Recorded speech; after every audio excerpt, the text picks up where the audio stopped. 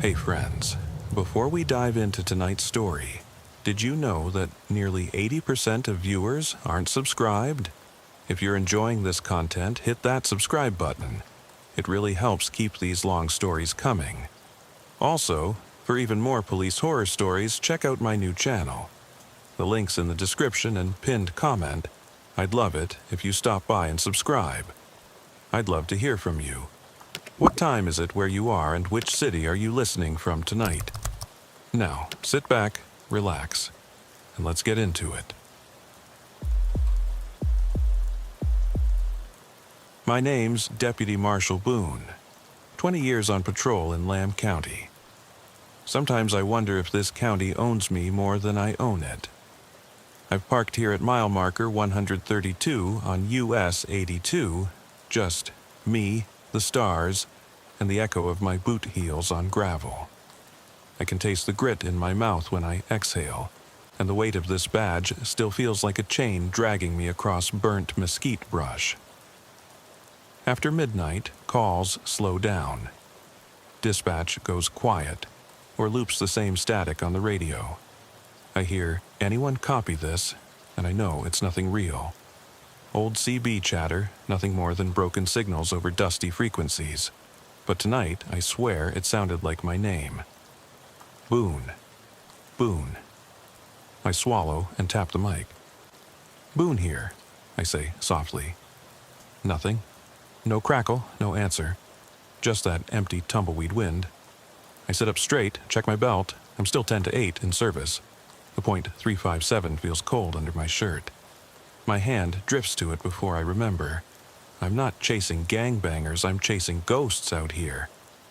I start the cruiser and roll forward, headlights carving through velvet black. I pass the old Texan Star Gas and Market sign, neon off since last summer, and I slow. Shoes shuffle behind the glass door like someone pacing. My pulse crimps.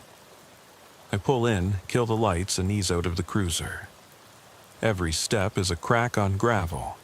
The front door to the market hangs open, paint peeled and splintered. Inside, shelves sag under dust. Sardine cans, stale jerky, cheap sodas. No clerk, no customers, but footprints. A small pair by the counter, toes pointing toward the back storage door. I grip the barrel of my revolver and whisper, "Show yourself." The storeroom door yawns open, blaring a sliver of moonlight against cardboard boxes. I inch inside, boots echoing. It smells like sweat, diesel, and something sharper, fear. There, curled in the corner, a girl no older than 10. Knee to chest, head bowed, her hair tangled, dirt on her cheeks. My heart slams. I kneel 6 feet away. "Hey there," I say low. "It's okay. I'm here to help." She doesn't look up.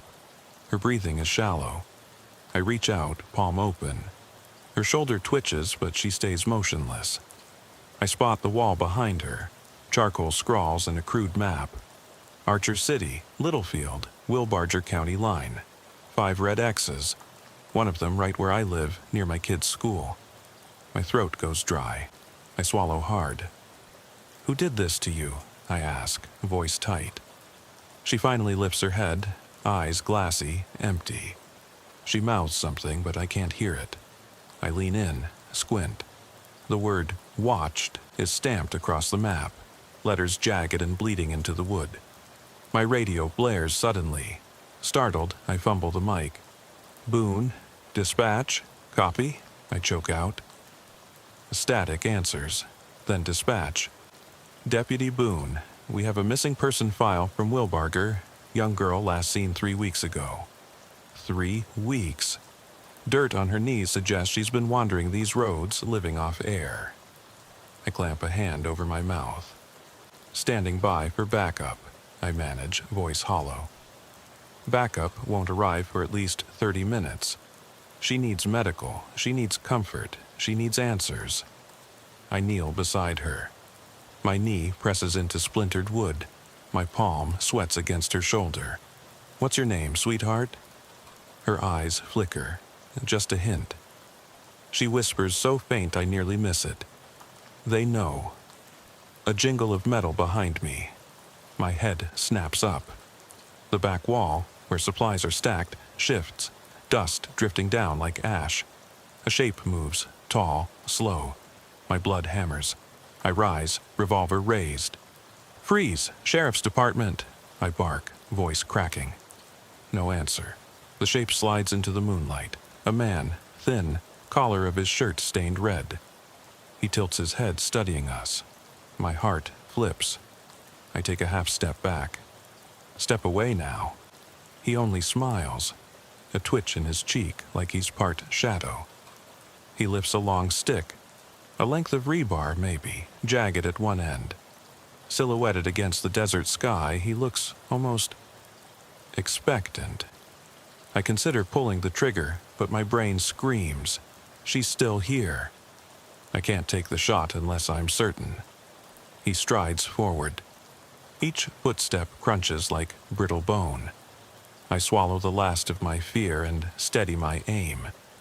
Behind him, the little girl is gone. The floor is bare, just scuffed footprints circling the spot where she knelt, and then trailing off toward the storeroom exit. My chest caves. I spin back to the man. He's halfway out the door, and I squeeze the trigger. Loud report. The night shudders. He staggers, rebar clatters, and he falls outside into moonlight. Dust rising around him like dry corpses. My ears ring.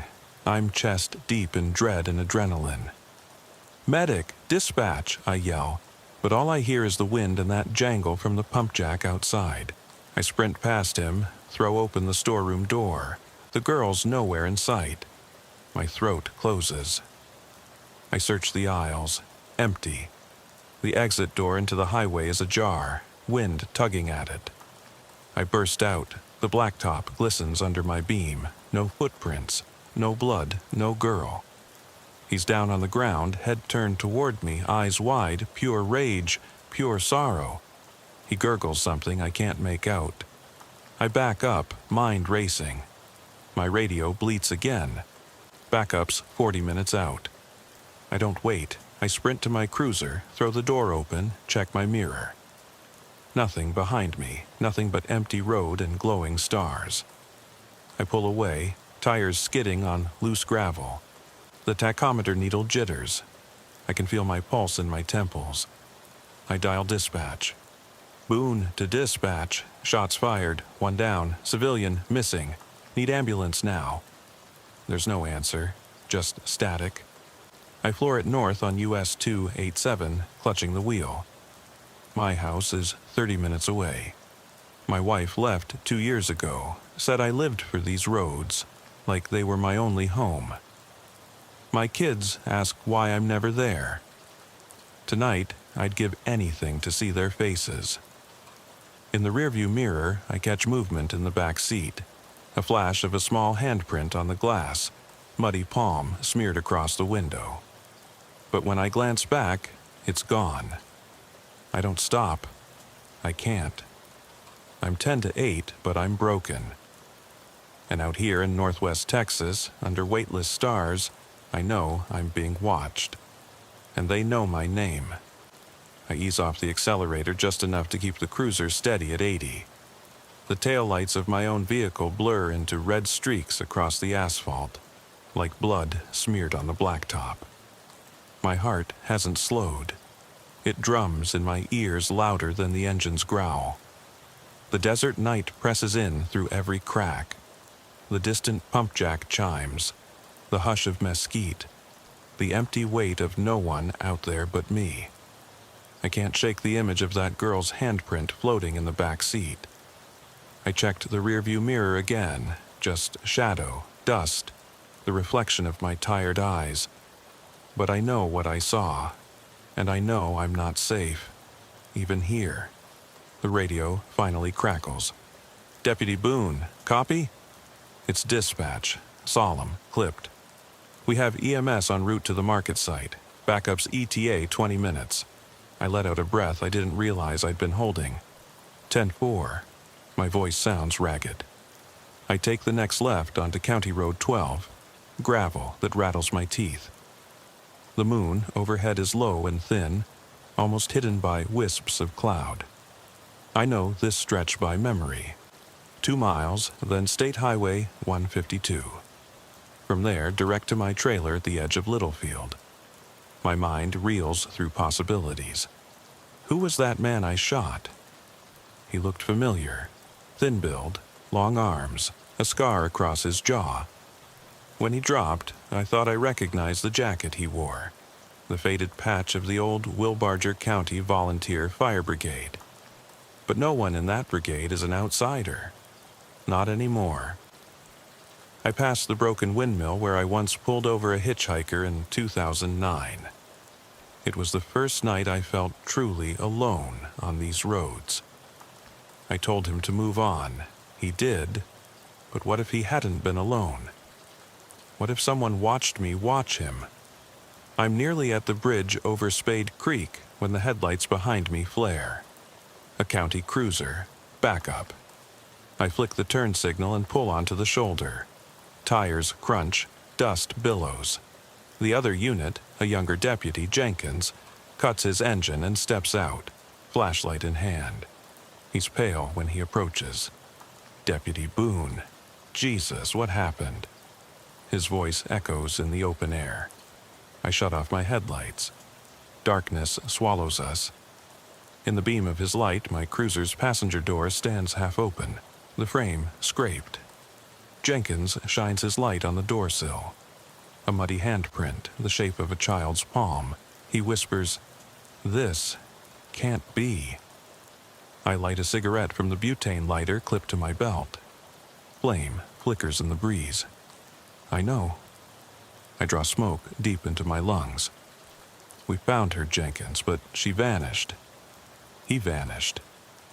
Jenkins kneels by the rear tire. He rubs a fingertip over the print, careful not to smudge it. I watch the smoke curl from my fingers. The embers glow in the dark. Dispatch said EMS is on scene, but the storeroom's empty, I say. No girl, no body, just that print and the man with the rebar. Jenkins stands, jaw tight. You shot him, right? I nod, flicking ash onto the gravel. Just once, chest, didn't wait to see if it'd stop him. He fell. I left him there. I shouldn't have. I shake my head. But there wasn't time. She was alone. He meets my eyes. I get it. You did what you had to. I snuff out the cigarette under my boot. Let's move, I say. I want to get home. I need to see if anyone's... My words catch in my throat. He leads the way to the trooper's cruiser. I pause, staring at the stars beyond the windshield. Bright pinholes in black velvet. This sky should feel peaceful. Instead, it reminds me of all the nights I've spent chasing shadows. Jenkins climbs in the passenger side of my cruiser while I drive. He radios dispatch for an update. Boone and Jenkins, we're holding scene at Texan Star. Evidence techs en route. You copy? His voice is steady, but I know he's unsettled. Copy, I respond. Then, be careful out there, Jenkins. Something's not right. He glances at me. With all due respect, Boone, nothing's ever been right out here. The road narrows. I kill the headlights and roll in darkness for a moment, then flick them back on. My trailer's yard light comes into view, one solitary bulb swinging against the night. Home. I park, kill the engine, and sit. Silence envelops me. The only movement is the wind brushing every surface. Jenkins is quiet in the seat next to me. We both know the rules. No talk until we clear scene logs. I step out first. The cold breeze hits me like a slap. I close the door on the cruiser and head toward the small porch. Jenkins follows. My front door is unlocked. I never lock it anymore. Inside, the living room light is off. My chair, the one where my ex-wife used to sit before the divorce, still faces the TV. My kids' toys are tucked in a corner, collecting dust. I set my badge and revolver on the entry table. The weight lifts slightly from my shoulders. Jenkins lingers by the door. "You okay?" he asks softly. I nod, but the answer's a lie. "Yeah?" He hesitates. "Boone, you sure you don't want to stay at the station tonight? Get some rest." I shake my head. Number I need to see if... I stop. Words fail me. I need to see if anyone's inside. He nods and leaves. The door clicks shut behind him. I flip on the living room light. It hums. I cross the threadbare rug to the hallway. My bedroom door stands ajar. I push it open. Darkness. Nothing but my uniform hanging on the closet door. I flick the switch and step inside. The room is bare. Bed made neatly. Picture frames empty. No sign of life, no sign of struggle. Just the smell of stale air and loneliness. I cross to the window and look out. The porch light bulges the shadows on the yard, and beyond, the fields roll like dark water. No movement, no shapes, just quiet. I sit on the edge of the bed, unbutton my shirt, and the 357 falls to the floor with a dull click.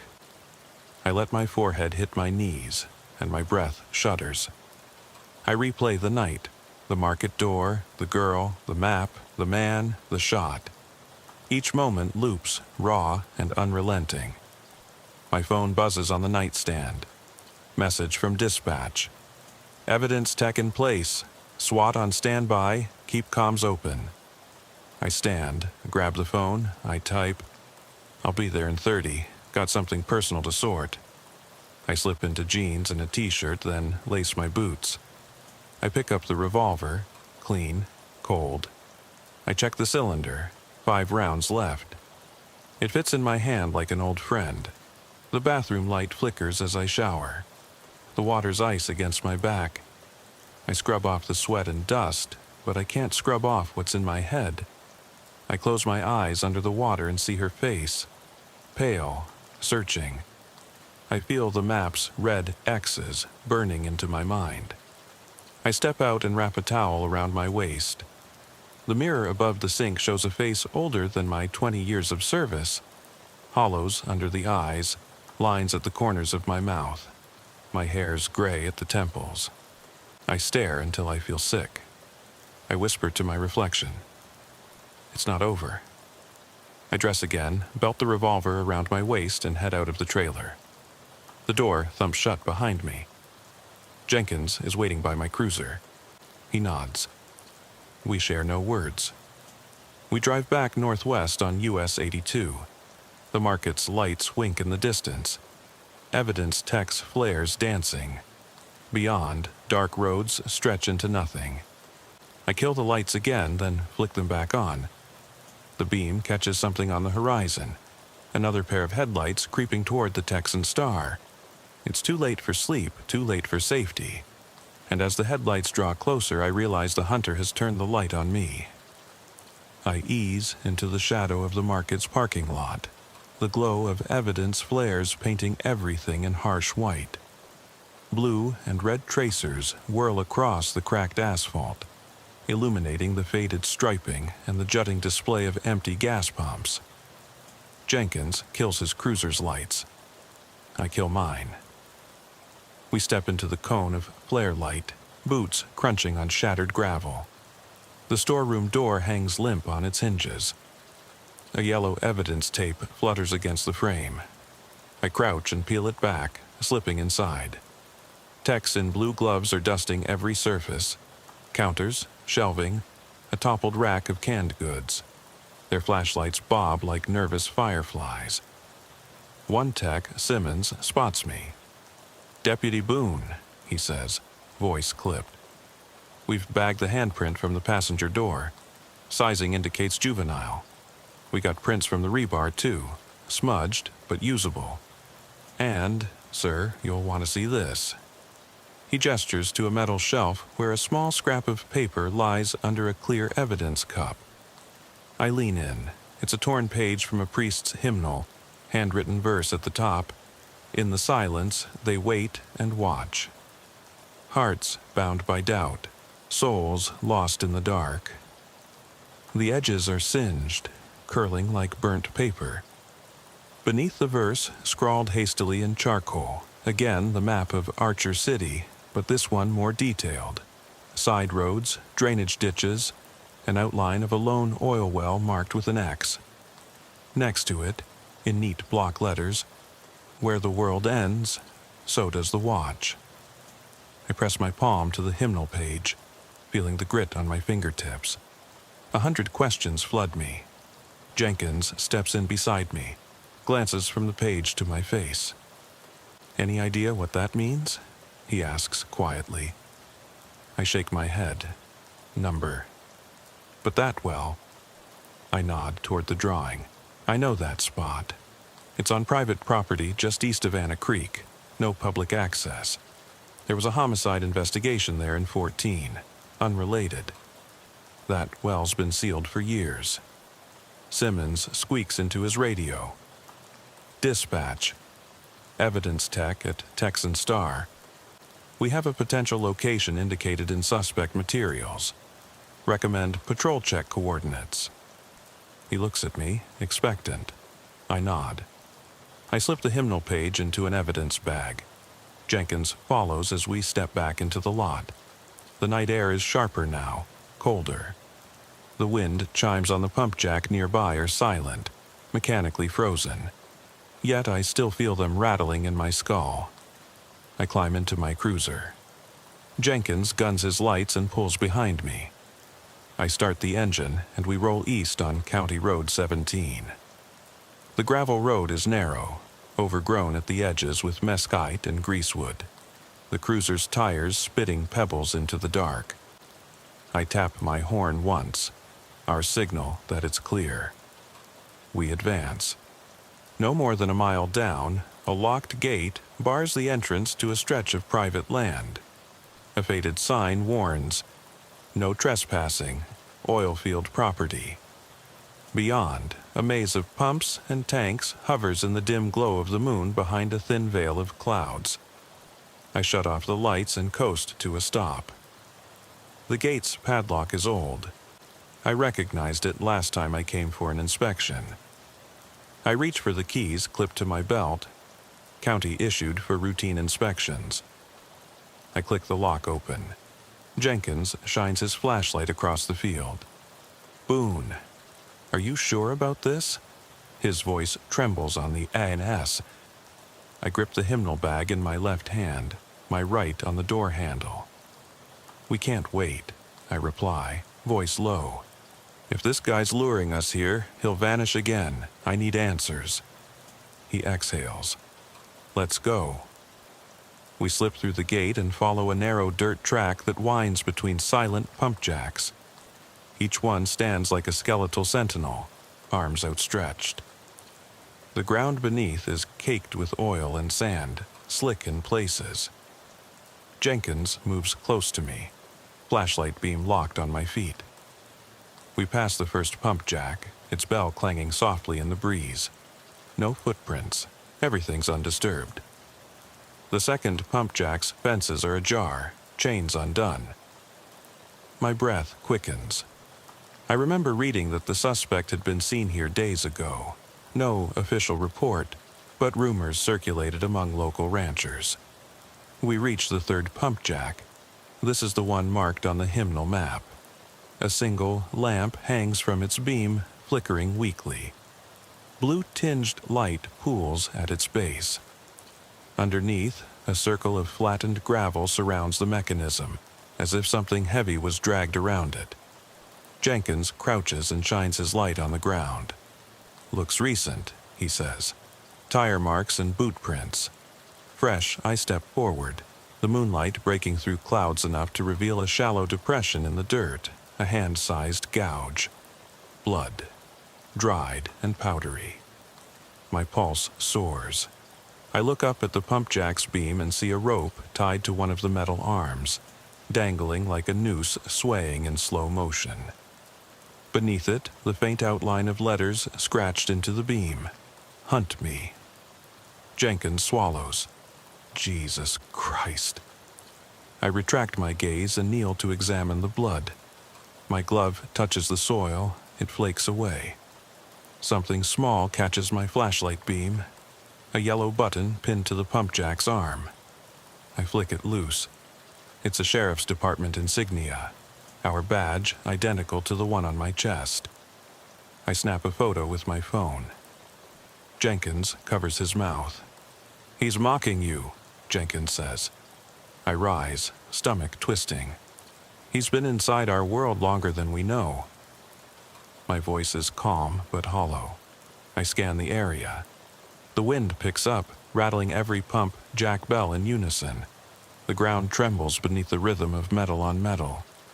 I raise my head to the clouds, as if pleading for rain or light. Jenkins nudges me. "We should call it in." I consider. If we call it in, we abandon the chance to confront him before he slips away. If we don't, we risk walking into a trap alone, just like at the market. I look at Jenkins. "On 3, I say, "lights and radio off. We find him. No signal until we're face to face." He nods, lips pale. We count down together and kill the lights and radio. The field dissolves into black. The only sound is the wind and the slow metallic creak of the pump jack arms. We step forward, side by side, into darkness, toward the promise of answers and the certainty of more questions. The ground is slick, my boots slip on oil.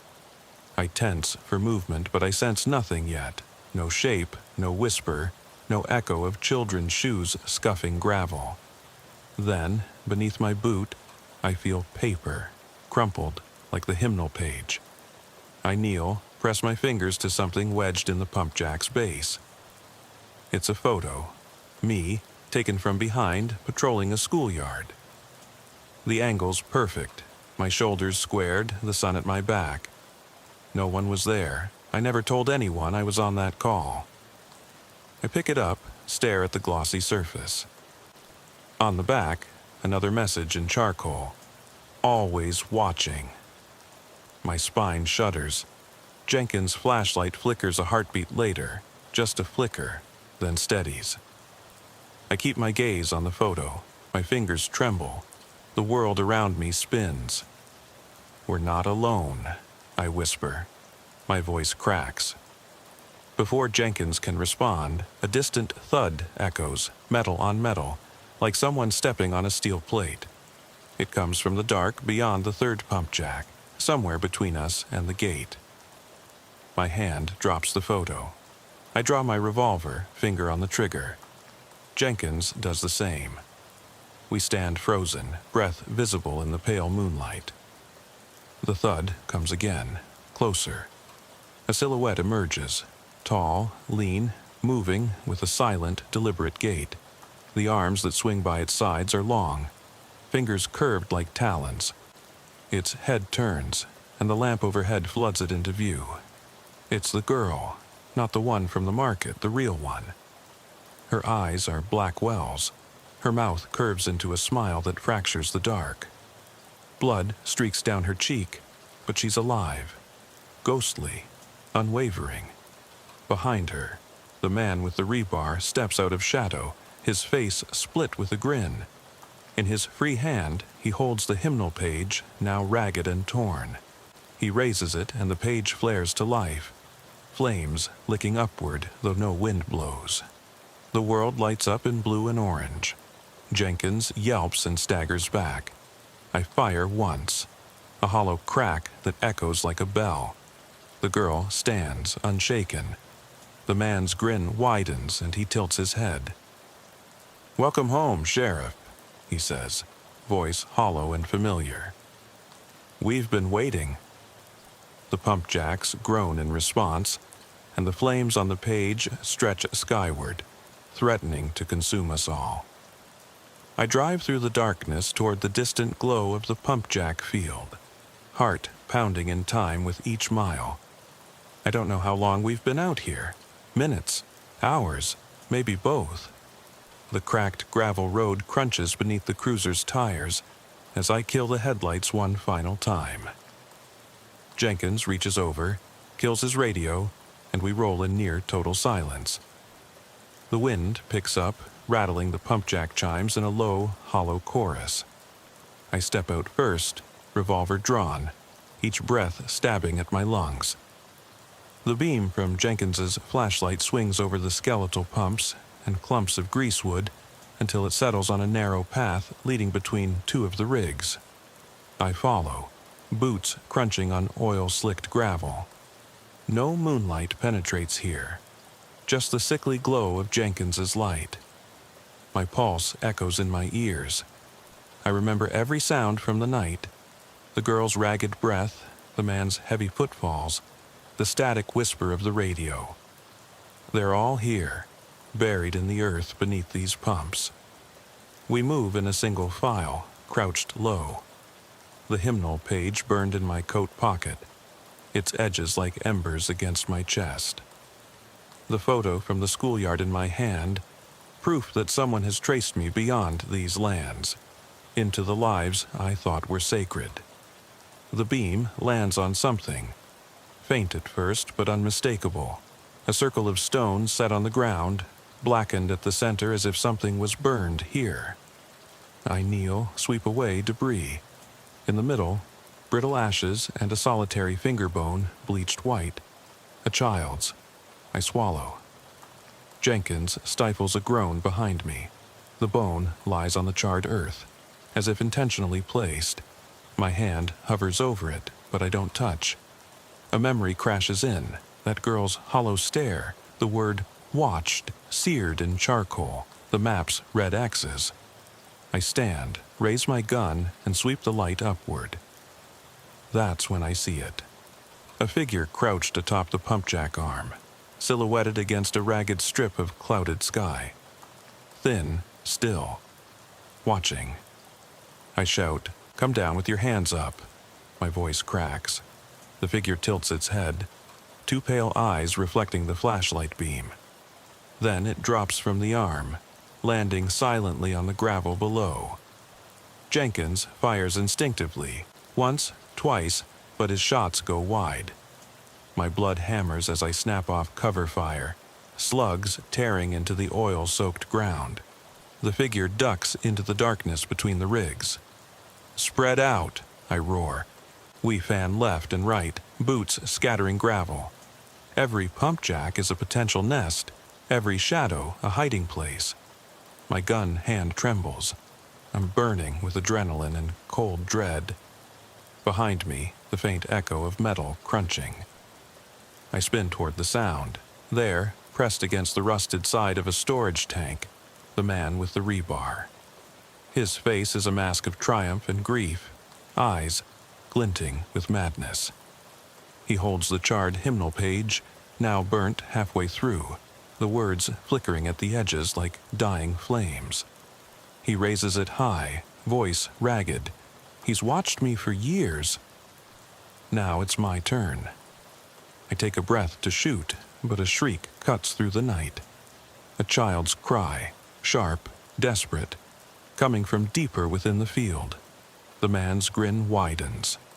Jenkins clamps a hand to his mouth to stifle a curse. Without thinking, I sprint toward the cry, bullets whistling past me. Gravel flies under my boots. I don't know where I'm running. Right, left, I can't tell. But I follow the scream as it echoes through the maze of pumps. Suddenly, the ground gives way beneath me. I stumble into a shallow pit, hidden under stray boards and oil cans. I hit my shoulder on metal, pain explodes, and I gulp air. My revolver flies out of my hand. I lie on my back, chest heaving. Above me, Jenkins' light.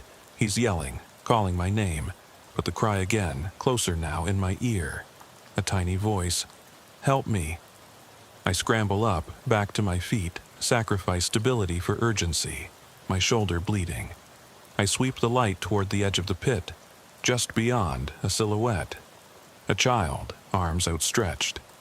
The little girl from the market, her eyes dull, tears muddy on her cheeks. I drop to one knee and reach out. "It's okay, I've got you." She tugs at my sleeve. "He's coming."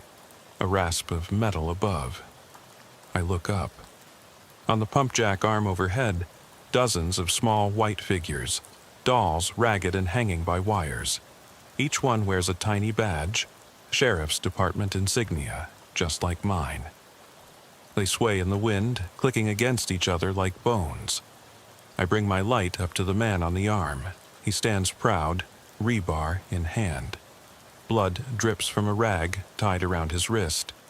He lifts the hymnal page, now reduced to ashes, in his palm. The page crumbles, wind catches it, and it drifts down around us like dark snow. His voice, "She's mine. And now you'll join her." Jenkins fires again. The shot reverberates, but he's too far. Only the pump jack clanks in reply. I grab the girl, hoist her into my arms. She's heavier than she looks. Blood seeps through my shirt from my shoulder. Every breath hurts. "We're getting out," I say. Jenkins appears next to me, gun aimed at the man. He laughs, a sound like nails on metal. "Run, Sheriff, run forever. They'll snatch her back before dawn, and you'll watch." I turn on my heel, sprint toward the gate. Gravel sprays in every direction. The girl clings to me, silent now. Jenkins covers our retreat, shots echoing behind. We burst through the gate. The cruiser's lights cut on at my shout. I fling the girl into the passenger seat. Jenkins levels his gun at the gate's darkness. I gun the engine. Tires spin, flinging dirt. The field silhouette shrinks in the mirror. The wind chimes, the dolls, the ash, all swallowed by the Texas night. Sirens wail on the horizon. The girl leans against the door, eyes closed. The world blurs as we charge toward safety, but I know we're still in the open, still hunted. And in the rear view, beyond headlights and sirens, I see a figure standing by the pump jack, a lone silhouette raising a hand in farewell or challenge. I don't look again. I drive on, the girl asleep beside me, pulse in her temple echoing my own.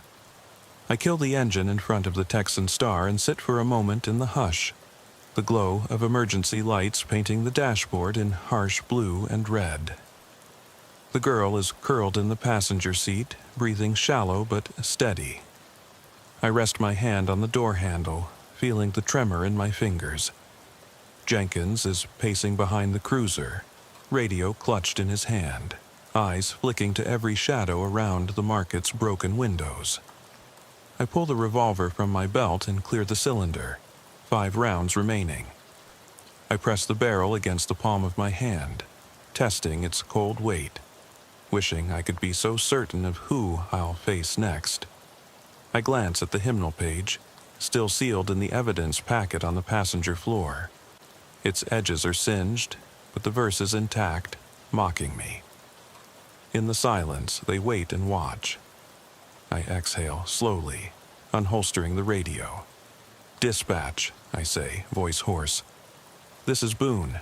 We have victim in custody, multiple prints, and potential location for suspect materials at private oil field east of Anna Creek. Request state trooper assistance and air support." "Copy?" Static hisses, then dispatch. "Copy, Boone. Troopers and air unit en route. Hold position." I click off the mic, heart hammering in the sudden quiet. I glance at the girl. She's awake, eyes fixed on the pump jack silhouettes beyond the windshield. She grips my shirt sleeve. Her voice is a rasp. "They're everywhere." "Who?" I ask, leaning across the console. My back aches. I feel every clutch of the night's madness in my spine. She shakes her head, whispering, "They watch the lights." I swallow hard. She's confused, terrified, but speaking some truth. The lights were the lure, the flares, the headlights. They brought him out of hiding, but he used those lights against us, drawing us deeper. Jenkins approaches the driver's window, flashlight looping across my boots. "Boone, you okay?" I rub my temple. As okay as I'll ever be. I open the door and step out. He follows. The urgency at the market is muted now. Crime scene tape, hushed texts, the distant whir of a drone's searchlight spinning overhead. I walk around the cruiser to the passenger side and kneel beside the girl. "Listen," I say softly. "You're safe now. I'm going to get you help." Her chest rises and falls. She nods once. Then she blinks hard and falls silent, eyes closing. I stand. Jenkins hands me a bottle of water. I take a grateful gulp. The cold liquid slices through the grit in my throat. I wipe my mouth, then hold the bottle out. He shrugs and takes a sip himself. "We need to process the scene," Jenkins says, voice low. "But I think we both know the market isn't where this ends." I nod, running a hand through my sweaty hair. He's setting up a final trap. He wants us to chase shadows so he can slip in where we aren't looking. Jenkins scans the lot. Empty, except for techs at work. "What's your call?" I weigh my options. If I stay here, evidence techs will secure prints and the hymnal page, but the girl needs a safe place and answers. If I go to the station, I can review records, but the suspect could strike again. And if I head to the oil field now, I risk running into him alone, with nothing but a cruiser's beam and my revolver. My phone buzzes. A text from dispatch. "Trooper Matthews ETA 15 minutes, Air Unit ETA 20 minutes. I pocket the phone. "Let's suit up," I say. "We'll secure the girl with the troopers when they arrive. Then we head east to the pump jacks. We end this tonight." Jenkins nods. "I'll call it in." He steps back, presses his radio. "All units, Boone and Jenkins moving to private oil field. Stand by for updates." His voice echoes through the lot. I return to the passenger door, unbuckle the girl and lift her carefully, tucking her against my chest.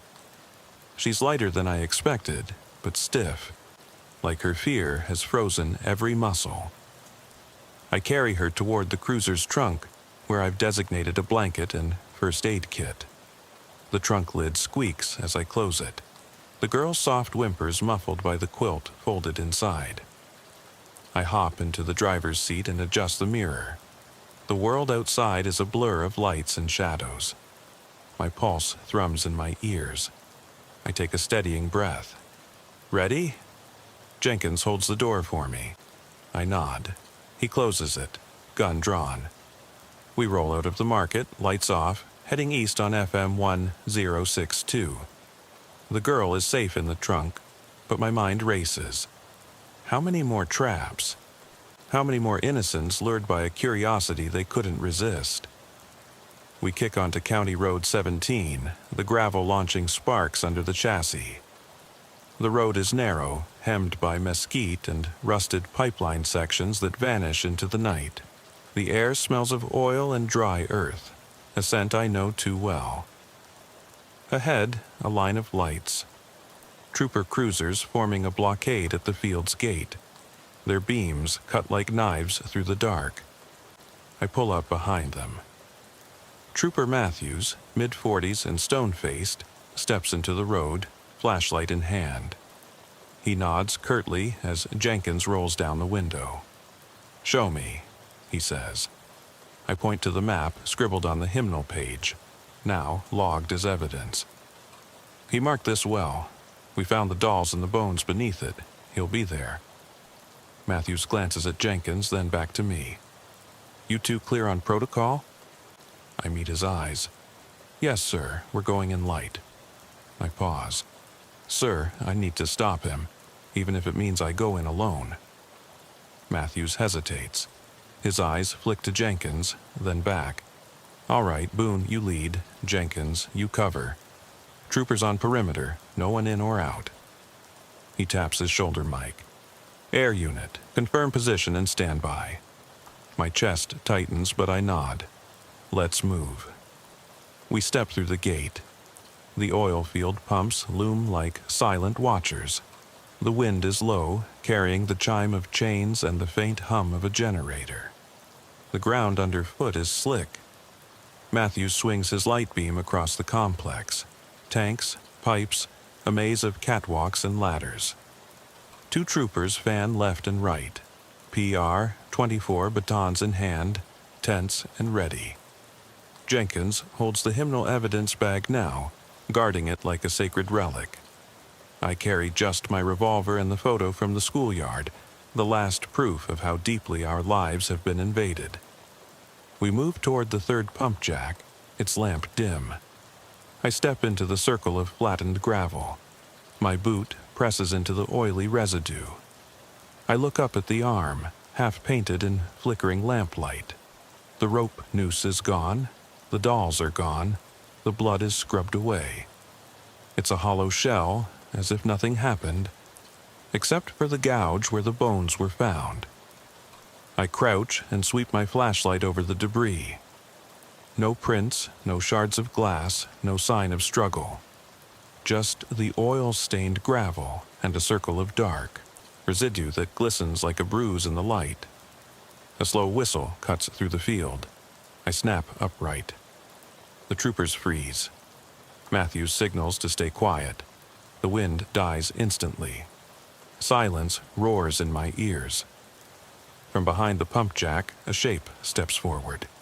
Tall, thin, wrapped in a tattered black coat that flaps in the wind. The hood falls back, revealing the man, scarred jaw, blood-stained coat, eyes bright with madness. He raises his free hand, the charred hymnal page held like a prize. "Welcome," he says, voice echoing across the lot. "You've come exactly as I hoped." My revolver rises. Jenkins pulls out handcuffs. The troopers fan wider. The man smiles, lips peeled back thin. In his grip, the page bleeds ash onto the gravel. The wind picks up, swirling the ash into a tornado around him. The man takes a step forward.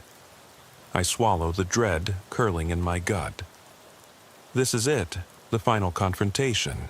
The girl's life, my family's safety, the sanity of every patrolman out here. It all hangs on this moment.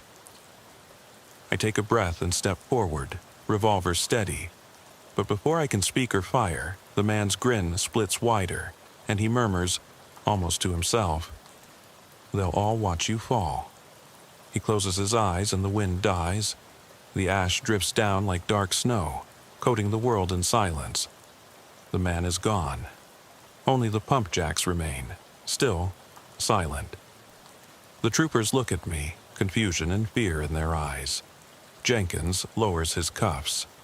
I stand alone in the circle of gravel, the revolver still pointed at empty air. The wind kicks up again, rattling the chimes in the tanks. I glance down. There, in the oil-stained rock, new writing scraped into the gravel. The watch is never over. No suspect, no suspect, no suspect. The final trap was a ghost. I holster my revolver and close my eyes, listening to the wind and the echo of my own breath. The troopers step forward, searching the shadows. Jenkins shines his light on the gravel, fresh footprints leading into the deep mesquite beyond the field. I lean on the pump jack's leg, mind racing. The hunt isn't over. It never will be. Not until I stop whoever they are. I radio dispatch, Boone to dispatch. Suspect evaded on foot. Request immediate pursuit team in mesquite area. Air support to begin grid search.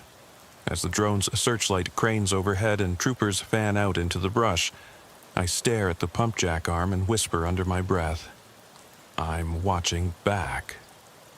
I hit the ignition and roll through the gate again, the convoy of troopers following in silence. The girl is secured in the back of the lead trooper's cruiser. Trooper Matthews insisted she be moved before we re-enter the field. Jenkins rides shotgun in my cruiser, eyes darting into every clump of mesquite as we speed down the gravel track. Our headlights carve twin tunnels of yellow into the darkness. I pull up beside the first pump jack and kill my lights. The convoy stops behind me. I step out, wrenching open the door, revolver drawn. The night air is thick with oil and dust, and the faint metallic tang of fear.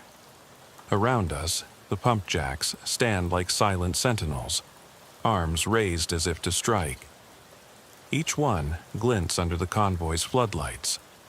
My boots sink into oil-slick gravel as I crouch beside the pump jack's leg and inspect the ground. There, fresh footprints leading northeast toward the old drainage canal. Bare footprints, as if someone slipped off their boots. Jenkins kneels beside me, shining his flashlight. "They head that way," he murmurs. I nod and rise, signaling the troopers. "Perimeter team, stay here. 2 of you flank right. Jenkins and I left. Move fast, no breaks." The troopers fan out, PR-24s at the ready. I crouch low, revolver forward. Jenkins mirrors me, flashlight in one hand, gun in the other. We step off the gravel pad into the sea of greasewood and mesquite. The scrub is thick. Our legs snare on thorny branches. The moon is gone behind clouds, so our only guide is the thin line of light from the convoy's spotlights, now dim and flickering. My heart hammers. Every sound is magnified, twigs snapping, leaves rustling, the soft rasp of the wind. I remember the girl's whisper. They watch the lights. Those flares lured him here. Now he wants the darkness. The troopers behind us flash their lights into the scrub, carving arcs of brightness. No movement. We reach the canal's edge, a narrow gully cracked by years of drought. The banks are steep. The creek bed is filled with dead reeds and mud. I shine my light down. Halfway along, a flattened patch of reeds. It looks like a blanket laid out. I gesture. Jenkins moves to my side. We slide down together. At the bottom, the beam hits a shape wrapped in a muddy tarp. I lift my foot on the corner. The tarp peels back. Blood-smeared arms bound at the wrists. A body, adult male, eyes closed, face pale. My stomach lurches. It's one of the missing from Archer City, a ranch hand who vanished a month ago. The body is in sick shape. He's been here days. I kneel, check for a pulse. Cold, my jaw clenches. I radio dispatch. Boone, body recovered in canal. Victim ID pending, forensics to Canal Gully. I pause, staring at the dead man's face. He's young, maybe mid-30s, dark hair matted with mud. His badge is pinned to his chest. Another department's insignia, worn down like the others. He was lured here the same way. I stand, sickened. Jenkins shines his light up the canal bank. A smear of ash covers a patch of dirt. 5 letters scrawled in charcoal. Join me. I trace the letters with my fingertip. The ash flakes into dust. My throat burns. I force myself to breathe. A twig snaps behind us. I spin, revolver up. A tripwire. 2 thin wires strung from a low mesquite branch to a steel rod. A pressure plate sits under a clump of reeds. A tripwire bomb. My heart thuds. I shout, "Freeze! Everyone back. Bomb threat." Troopers scatter back up the bank, dragging Jenkins and me with them. From above, our convoy's floodlights flicker faster. The girl's cruiser's lights momentarily flare to full high beam, then dim. I look up to see the pump jack lamps light one by one, ghostly illumination 2 miles from the canal. The mechanical bells on each pump jack begin to ring in unison, a skeletal music echoing through the night. I curse, spin my flashlight toward the noise.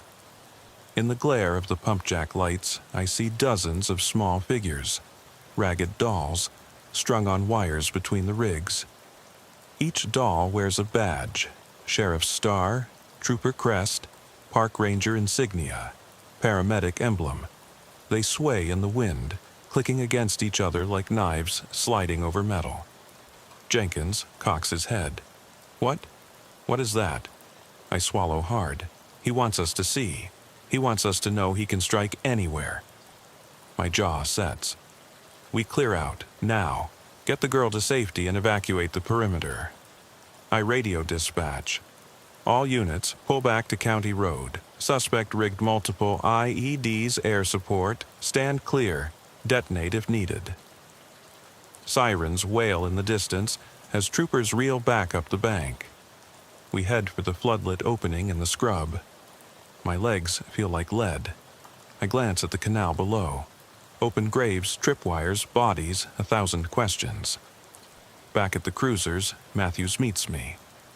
"Boone, what the hell is this?" His voice wavers. I wipe sweat from my brow. He's making a statement. He's been here all along. Patient, calculating. He knows every call we run. The girl's face appears at the back window of the trooper cruiser. She presses her forehead to the glass, eyes wet. I step closer and kneel. "Hey," I say softly. "It's over, for now. You're safe." She gazes at me, brittle. "They won't hurt you." I swear. She doesn't respond, just blinks and turns away. We fall silent as the field erupts.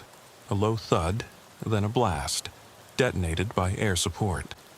The pump jack lights and dolls vaporize in a fireball, metal twisting, flames leaping. The heat washes over us, the concussion rattling our bones. I cover my ears, heart pounding. When the dust clears, only ruins remain. Melted tanks, twisted pipes, charred earth. The dolls are gone, the corpses incinerated. The bodies in the canal. No, they were out here too. Victims left to burn on the rigs. The girl must have seen it all. My stomach twists. I stand, revolver down. I stare at the ruins. The hissing of steam and fire is the only sound. Jenkins places a hand on my shoulder. "You okay?" he asks, voice low. I nod, but my mouth tastes of ash and blood. "We got calls to log, bodies to identify." I turn to the convoy. "Let's move. Get her to the hospital. I need to call my boss. Tell him this is far from over." I climb into my cruiser, headlights off. The ruins cast ghostly silhouettes in the side mirrors. I drive away slowly, headlamp cutting a narrow path on the gravel. The field shrinks behind me, but the whistle of wind in the wreckage haunts me. At the hospital, I walk through corridors lit by harsh fluorescence. The girl is wheeled down on a gurney, blankets pulled tight. Nurses hurry past, eyes wide. I slip into the hallway and lean against the wall, arms crossed. My badge and revolver hang at my waist, heavy as my conscience. A doctor emerges, shaking his head. "Deputy Boone, she's stable. Shock, dehydration, hypothermia. She's young, resilient. We'll admit her for observation." I exhale. This is the first flicker of relief I've felt in hours, but then the doctor's gaze flicks to the door. "Sir, you alone?" I nod. "Yeah." I reach to rub my eyes, tired. My phone vibrates in my pocket. Unknown number. I answer. A voice, distant and calm. "Good work, Sheriff. You played right into my hands. But thank you. You made it easy." My blood turns to ice. "Who is this?" I choke out. The voice laughs, a whisper like a breeze through mesquite. "I'm the watch in the dark, the one who sees all. Tonight was a demonstration. The finale is only beginning." The line clicks dead. I stare at the phone, heart hammering. The corridor's fluorescent hum seems to mock me. I pocket the phone and take a shuddering breath. The hospital walls close in, antiseptic and silence. I step outside into the night air, cool and still. The girl's cries echo from within. My pulse throbs. I look north, toward home, toward safety that no longer exists. My shoulder burns where the bullet grazed me. Every breath reminds me of that moonless night. I murmur into the darkness, "I'll find you." My voice is raw, and I'll end this. But as I turn and walk back into the hospital, I know the truth. Out here in northwest Texas, under endless sky, the watch never ends. And tonight, the darkness is only just beginning to close in. I'm back on 10-6, headlights cutting V-shaped paths through the pitch-black fields west of Highway 90. My cruiser's temperature gauge sits on the low end, but I can feel the night pressing in through my chest, heavier than any Texas heat wave. The CB's silent, just occasional static hiss that reminds me how alone I really am. I kill the engine at the driveway of the old Miller place, steep gravel crunching under my boots as I step into the electric quiet. My light flicks on, painting the sagging porch boards in ghost white.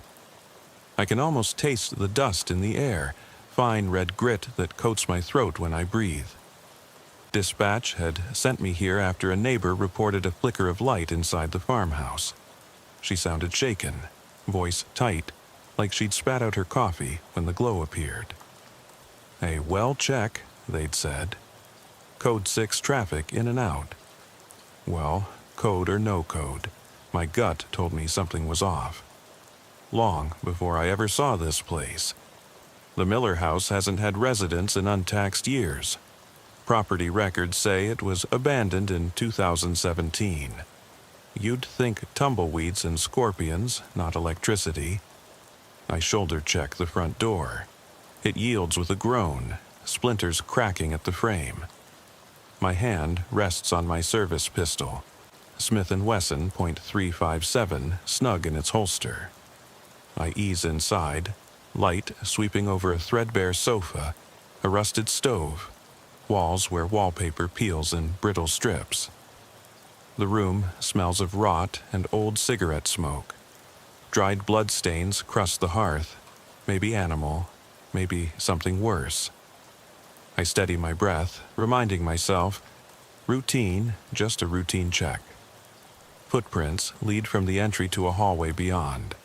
A single set in dusty carpet, pressed deep like someone was picking his steps carefully. My chest tightens. I crouch and inspect. Size 10 boot tread, Western style, the same brand we issue, maybe. My boot or my partner's, or someone who wanted me to feel hunted. I key the mic. Fox to dispatch, the floor is clear. Following prints down the hall, I'll check back. No response. Static rattles. Code 7 on this radio, I swear. I rise and press forward. Each step slow, measured. The hall feels colder. A draft slipping through cracks in the walls. The beam of my flashlight trembles across a side door, cracked just enough to hint at movement inside. I draw breath and knock. 2 sharp raps. Sheriff's office. Show yourself. Silence. Hand on holster, I push the door open. Kitchen. Old radio on the counter, cord severed. Dishes piled in the sink. Rusty knife on the floor. No footprints here, only scuff marks like someone slid their foot, dragging into the next room. No prints in the dust, bare soles. I crouch, eye level with the floor. No toes, no heels. Bare skin wouldn't leave prints in this carpeted room. But still, why go barefoot in a place like this? I stand and sweep the beam toward the back door. The window beside it is shattered. Moonlight cuts through, illuminating a single boot print on the threshold, the matching left footprint missing. Spooky, almost theatrical. I bite my lip. This whole thing feels like a setup. I leave the kitchen and circle back to the hall. My flashlight catches a glint on the wall, something metallic. I step closer. A rusted horseshoe hammered above a doorway. Superstition says it keeps evil away. Here, it looks like a death wish. I cross into the next room. Bedroom 1. Matted rug, bare mattress frame, no sheets. Clothes scattered on the floor. Jeans folded neatly, boots side by side. No person. I swallow dry. Whoever was here shed their skin and vanished. No blood, no struggle, just gone. My radio clicks, static again, louder. I drop to one knee and flick the power switch, dark. Dead battery, perfect. I tap the mic instinctively.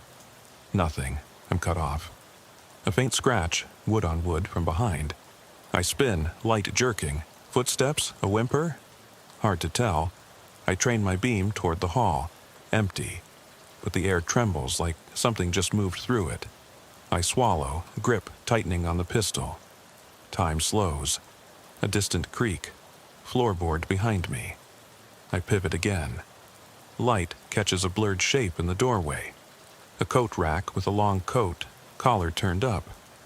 For a heartbeat, I think someone's leaning there. Then it's gone. Just coat, empty hanger. I edge past the coat rack toward the front door. Every nerve screams, "Don't turn around!" But curiosity and duty win. I glance back. In the foyer mirror, I see a reflection, not mine, shoulders hunched lower, outline too slender. Flashlight jerk, beam whips across the room. Nothing. I sprint for the door. Hand on the knob, twist, and stumble outside. The night air hits me like a punch. I fall back against the frame, heart pounding. I look up. The porch light is on, old yellow bulb flickering like a dying pulse. It was off when I came in. It's on now. I pull out my phone. No signal. I key the mic. Fox to dispatch. Door light on. Something's here. I'm pulling back. No answer. I slam the door shut, lock it, and double-check before I stagger to my cruiser. I hammer the keys. Engine roars. CB microphone lifts. I pant into it. Dispatch, this is Fox. I'm pulling 10-7. I need units on Highway 90, Miller House. Possible trespasser. Codes uncertain. Silence. Just static. I shift into drive and peel out onto the gravel. Rear window shows the porch light spluttering off, then on again. I don't look back. The tires spin, kicking up dust that glows under the moon. I floor it to County Road 142, away from the house, away from whatever that was. Now I'm on the highway, miles from that place. The CB crackles one more time. Faint voice. Anyone copy? I stay silent. My pulse slows, but the memory burns forward. The footprints, the coat rack, the light that shouldn't have been on, the shape in the mirror. I grip the wheel. The road stretches empty ahead. My radio silent. I'm on 10-7, done for the night, but I know I'll come back. Because someone's waiting in that house, and next time, they might not let me leave. I flick the dome light off and kill the engine, letting the silence swallow me whole.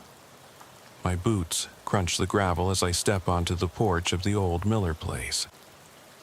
The air is thick, so still it feels suffocating, as if the land itself is holding its breath. I reach for the door with my left hand, right still hovering by my holster. My fingertips brush the weathered wood, splintered in places, old paint peeling like dead skin. The knob is cold metal, ice against my palm. I turn it slowly. It clicks, the latch loose from years of disuse, and I ease the door open. Inside, the beam of my flashlight splits the darkness in two. The main room is a museum of abandonment. A threadbare couch with stuffing poking through, an oil lamp tipped on its side, broken glass scattered among dust-coated floorboards. I inhale, tasting rancid smoke, cigarette, wood rot, and something coppery. I flick on the radio mic. Fox to dispatch, on scene, entering the building. Static crackles back, no response. Code 6, they said, clear it in and out. Tonight I'm anything but clear. I move forward, one boot in front of the other, beam scanning the walls. Old family photos, black and white faces frozen in time, hang crooked from nails that have rusted. I see a little girl in a sundress, wind-blown hair, smiling at a summer she'll never reclaim. I think of my own kids. How long has it been since I pushed them on a swing? Since I heard their laughter echo through an empty yard? I swallow the ache in my chest and press on. Footprints in the dust. One set, size 10. Heel forward, toe drag. Someone was here. I crouch to inspect. The prints lead from the front door past a toppled rocking chair and into a narrow hallway. I gesture with the flashlight tracing the path. Deputy Fox to dispatch, following prints down the hall. Silence again. The hallway is darker, narrower. Wallpaper peels like curled leaves. Pastel flowers faded to brown. My light catches the edge of a door at the far end. It's cracked, just enough to suggest something pushed from inside. I steel myself, grip on flashlight tightening, and reach out. My hand trembles, though I won't admit it. I push the door open. Inside is a bedroom. No mattress on the spring frame, only dust and a tattered sheet. At the foot of the bed, a pair of boots, identical to mine, stood neatly side by side. Next to them, jeans folded over a chair, shirt draped over the backrest. No owner.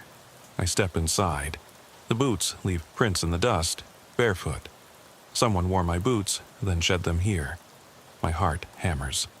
I swallow hard, voice low when I speak. Show yourself. This is law enforcement. No answer. Only the hum of the wind seeping through broken windows. I sweep the beam over the room. Dresser with drawers pulled halfway out, clothes lying in haphazard piles. A shattered mirror on the floor reflecting my face, hollow-eyed and unshaven. I feel bile rise. This isn't theft, it's a message. I back out into the hall. The door slams behind me. I spin, firearm drawn, slide back, hammer cocked. Flashlight beam juts across the hall, nothing but shadows. I can't force my breathing to calm. I inch forward, step by step, ears straining for any sound beyond my own thudding pulse. A soft click, floorboard behind me. I whirl around. Hall is empty, but there, at the far end, the kitchen, door stands open.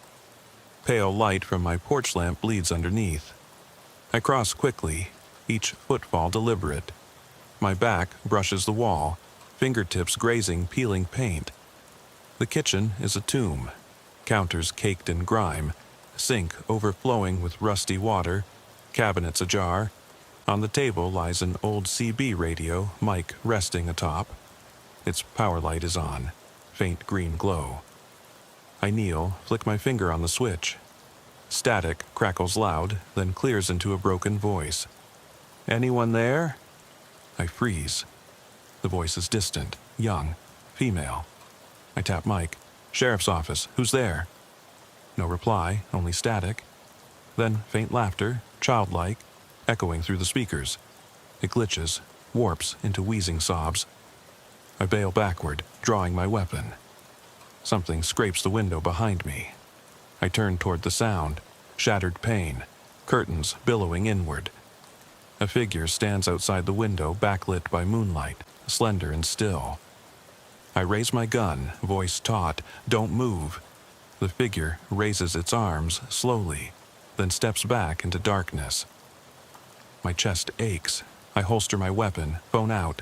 No signal. I dial dispatch, rings without answer. I curse. I need backup. I need firepower. I need everyone. Footsteps on the porch. Mine, then another. I spin. The front door creaks, then slams from the inside. I charge it, hand on the knob, twist, locked. Someone locked me in. I pound with my fist. "Dispatch! They've locked me in. Come on!" My bathed in adrenaline scream rings, hollow. The radio mic slides from my pocket, static again. Laughter on the frequency, low and hollow. I grab the radio. "Fox here. Stop!" It clicks off. Panic claws at me. I push the door again. Nothing. I scan for another exit. The kitchen window too high. Back door? Maybe. I slip from the other room, guided by meager moonlight. Dust motes swirl. The hallway stretches into darkness. I walk, heartbeat echoing in my skull. I see it, fresh footprints in the dust, leading away from the front door toward the back. But the footprints stop abruptly at the wall. No turning, no exit. It's as if the person walked right into the brick and vanished. I kneel, trace the prints. Heel prints flat, no toe drag. Bare again. I stand. A low humming permeates the house. Electrical? Engines? I don't know. I grip my flashlight tight, jiggling the beam. It flickers over walls, ceilings, floors, everywhere. I feel eyes on me. I know single figure outside watches through the window. I rush the kitchen, flick the CB radio again, silence. I fling it from my hand. It shatters against the wall. I feel blood trickle from my knuckle. I don't care. I run for the back door, thumb to the latch, yank. It bursts open. Cold wind slams me in the face. I stumble outside. Moonlight reveals no footprints, nothing in the grass, only fields stretching into the night. The air smells of ozone and something floral, strange for the desert. I make for my cruiser. Gravel shifts. I glance back. The farmhouse stands silent. Dark windows like empty eyes. Porch light gone. The CB radio on the table in my car crackles one last time. 10-7, 10-7. I throw open the door, slam inside, and start the engine. Tires bite into gravel as I peel out. Rearview mirror, nothing but fields. I wipe sweat and tears from my face. Knees shaking. I push my radio mic to my lips. Dispatch, Fox. I'm on 10-7. Miller Place is compromised. Recommend full perimeter and K9 unit. Silence. I watch the gauge climb as I speed down the road. Static hisses. My reflection swims in the glass.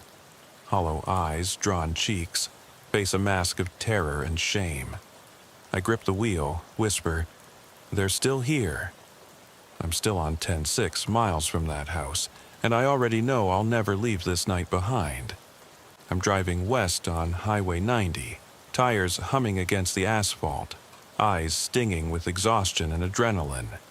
Behind me, the Miller Place disappears in my rearview mirror, just a silhouette against the moonlit sky. But I know it's still there, waiting. The CB microphone lies in my lap. Dead weight. Its static hisses a reminder of how cut off I am. I flip it over in my hands, thumb brushing the corner where the paint's worn. I can almost hear that child's laughter again, echoing through the radio speaker. I slam a fist on the steering wheel, knuckles cracking. No more, not tonight. But something pulls me back. An itch at the base of my skull, a drumbeat in my chest. Who was that figure in the window? Whose boots did I find? And why does every print disappear into thin air? Questions spiral, each answer I find only deepening the mystery. My mind replays the scene. Crouching by the boots, the hush of dust under my knees, and then the door slamming shut behind me as laughter twisted into sobs. That moment, when the house transformed from empty ruin into a trap, has me hollowed out. I reach over and adjust the mirror. My reflection stares back. Hollow eyes ringed with exhaustion. Beard 5 days stubble. Uniform rumpled. I haven't even checked the mileage or patrol log. I flip on, the dome light, bright white against the darkness, glance at my phone. Still no bars, not a single one. I choke back a swear. I'm on my own out here, in a part of Texas so remote that even the VHF towers cannot reach. I kill the dome light. Darkness returns, swallowing me.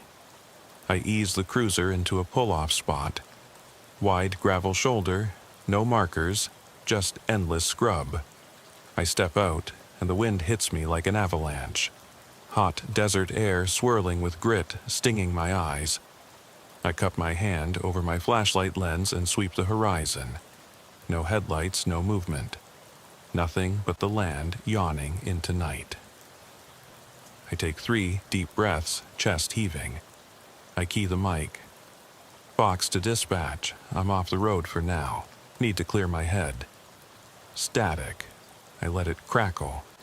I imagine dispatch cutting me loose, calling my code, writing me off as drunk on adrenaline. Doesn't matter, I need to think. I return to the driver's door, half open, and grab my patrol bag from the floorboard. Inside, extra batteries, a folding knife, gloves, notepad, and the hat I dropped earlier.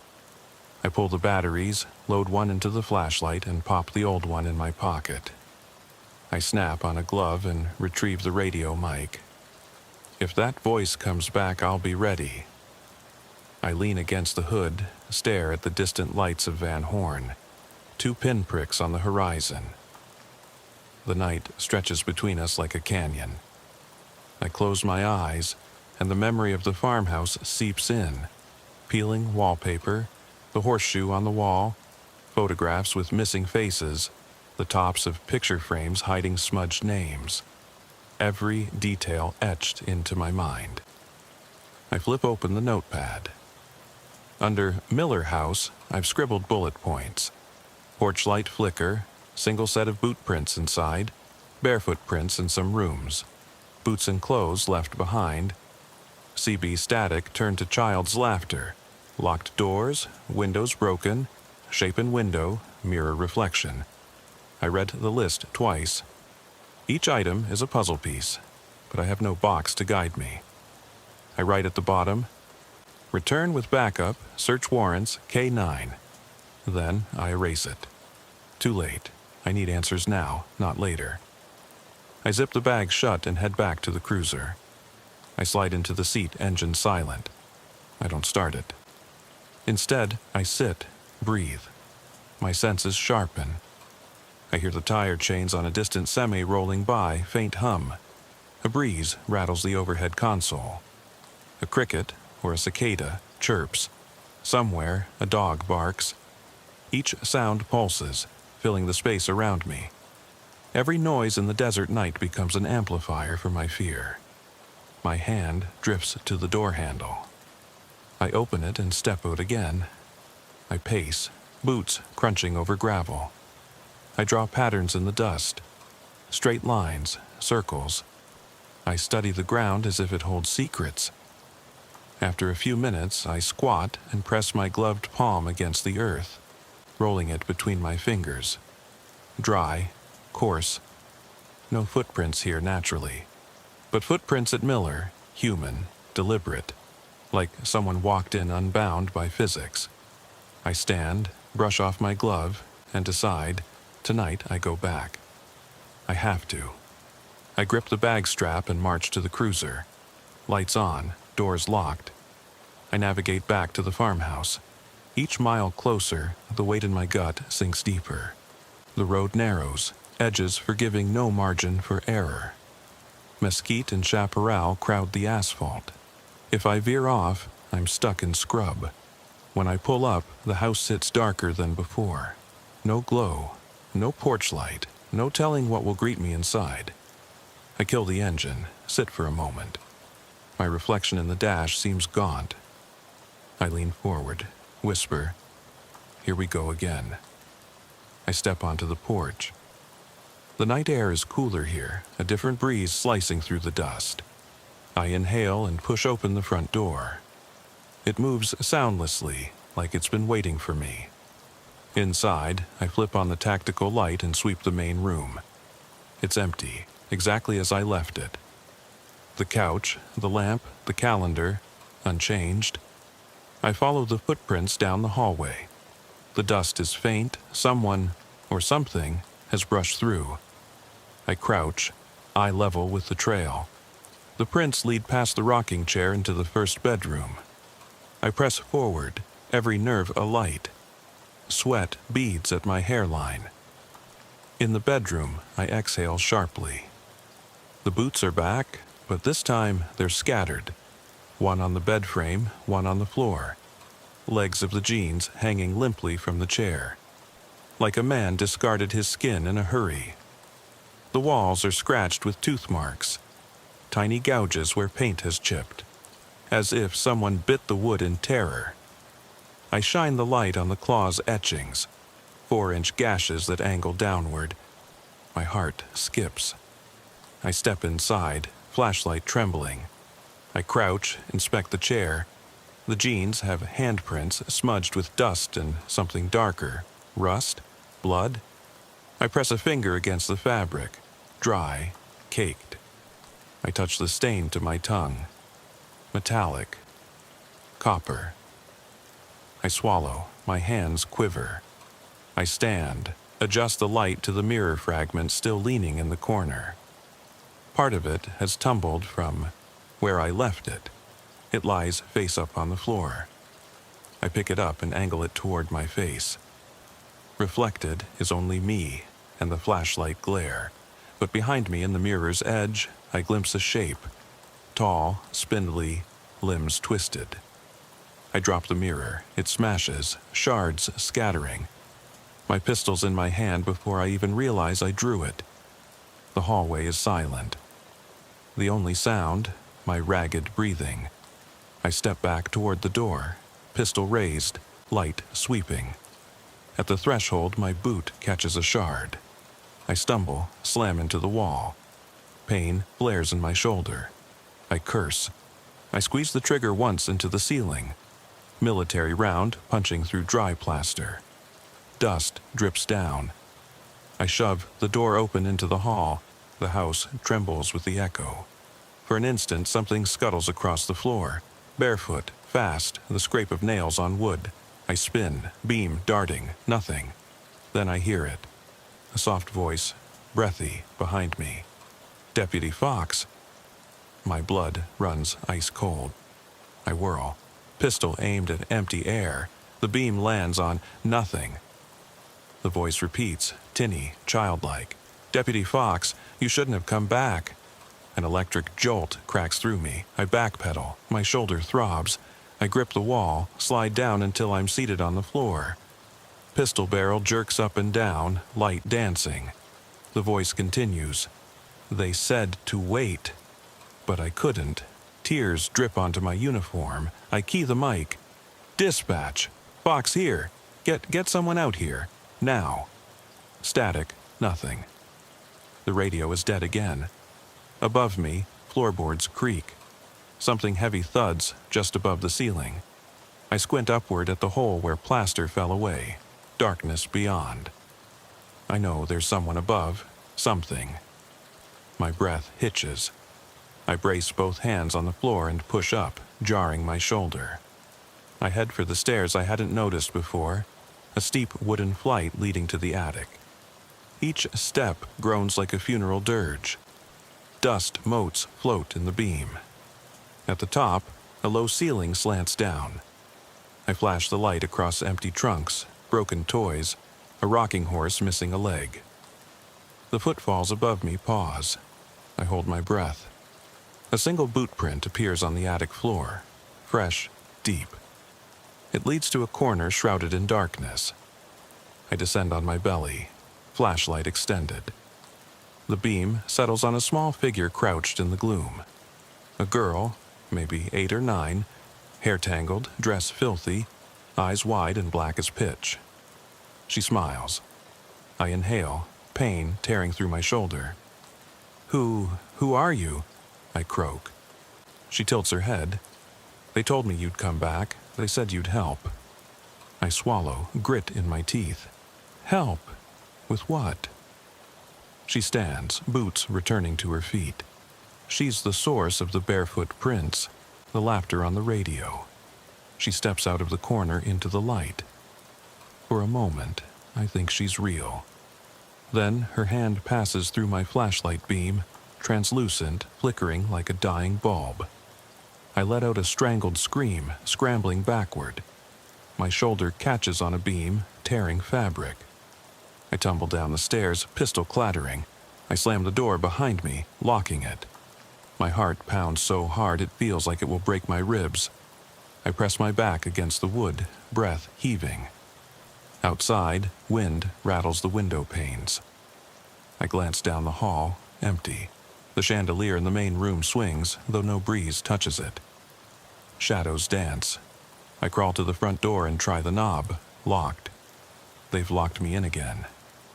I pound the door, knuckles raw. Let me out, my voice cracks. No answer. Only that soft, echoing voice from above. They need you, Deputy Fox. I slump to the floor, tears spilling freely. I wipe them with the sleeve of my uniform. A lifetime of law enforcement, of keeping order, of protecting people. I am completely powerless in this house. The chandelier's click-clack continues. My flashlight lies 50 feet away, beam pointing at the ceiling. And I realize with a clarity that freezes my blood. I am alone. Completely, utterly alone. Trapped by something that doesn't need logic or warrants. Something that lives in dust and shadows and feeds on fear. I slide against the door until my knees hit the wood. My shoulder burns, my ears ring. My eyes are dry and burning. The voice drifts down. You can't leave. Not now. Silence. Then the door handle rattles slowly, deliberately, as if turned by an invisible hand. I clamp my eyes shut. I squeeze my fists until my nails dig into my palms. I whisper to the empty house, I am tired. The handle stops. Footsteps retreat upstairs, slow and steady. The chandelier stops swinging. I open my eyes. Darkness fills the room, blacker than ever. No light, no voice, no sound but my ragged breath. I press my forehead to the door. I stare down the hallway into blackness. I wonder if anyone will ever hear my call, or if this place will swallow me whole, like it has swallowed every trace of logic. I don't know how long I sat there with my forehead against that locked door, chest heaving, every muscle trembling like a wind-blown branch. Time lost meaning. The chandelier's remnant click-clack had faded into nothing, as if whatever had been moving in this place retreated, or decided its game had gone far enough. The only reality was the oppressive darkness of the Miller house and my own ragged breath echoing against splintered wood. Eventually, I peeled myself from the door and slid down the hall, each step an effort against the weight pressing on my shoulders. My shoulder throbbed fiercely, a sharp reminder of flesh torn against rough lumber. I paused halfway, pressing my palm against the wound through my uniform. The pain was searing, but it grounded me. The house might toy with shadows, voices, and vanishing footprints, but it couldn't steal the blood coursing through my veins. I reached the threshold of the main room. My flashlight lay on the floor, beam pointed at the ceiling like a plea for rescue. Boots and jeans were no longer in neat piles. Now they lay tumbled across the dusty floor, the boots turned over, soles up, as if cast aside in disgust. The rocking chair had righted itself and slowly creaked back and forth, though no wind stirred the air. The oil lamp sat upright on the mantel, unlit and stubborn, sealed in years of blackened soot. I clicked on my tactical light and swept it around. Nothing moved. No flicker of furtive presence, no echo of child's laughter. Only dust drifting through the beam like prison bars of stale air. I knelt, gun in one hand, light in the other, and picked up one of the boots. It was size 10, same as mine, same brand too. I slipped it onto my off shoulder to check the fit. It balanced there, heavy and empty. I shivered. I pocketed the boot and rose. My eyes drew to the far corner of the room where the old calendar hung. Last time I saw it, the month was January 2012. Today's date could be anything. I stepped closer. The pages had been torn away, only the bare backing remained, and someone had scratched a series of tally marks into the cardboard, 67, maybe 70. The scratches were fresh, filled with a black residue that smeared onto my glove when I touched it. I counted the marks twice. Then I realized each group of 5 had been crossed out, leaving just 2 solitary scratches at the end. 2 days since last contact. 2 nights since the child's laughter on the radio. My stomach knotted. I flicked the light toward the hallway. Footprints had returned. Bare soles, size small, smudged lightly in the dusty carpet. They led from the main room into the next bedroom, where the dollhouse lay. I hadn't noticed it before, buried under decades of dust and spider webs. Now it sat center stage, doors ajar, furniture tipped over inside. I crossed the floor, careful not to disturb the prints, and peered into the dollhouse. A miniature figure, no taller than 6 inches, stood upright in the entryway, head cocked to one side. It wore a pale dress, its hair carved into tangled strands. The paint on its face was faded, but the eyes, tiny black beads, still glinted with a lifelike sheen. I touched the doll's outstretched arm. It felt cold, not plastic, but something else entirely. Porcelain, brittle.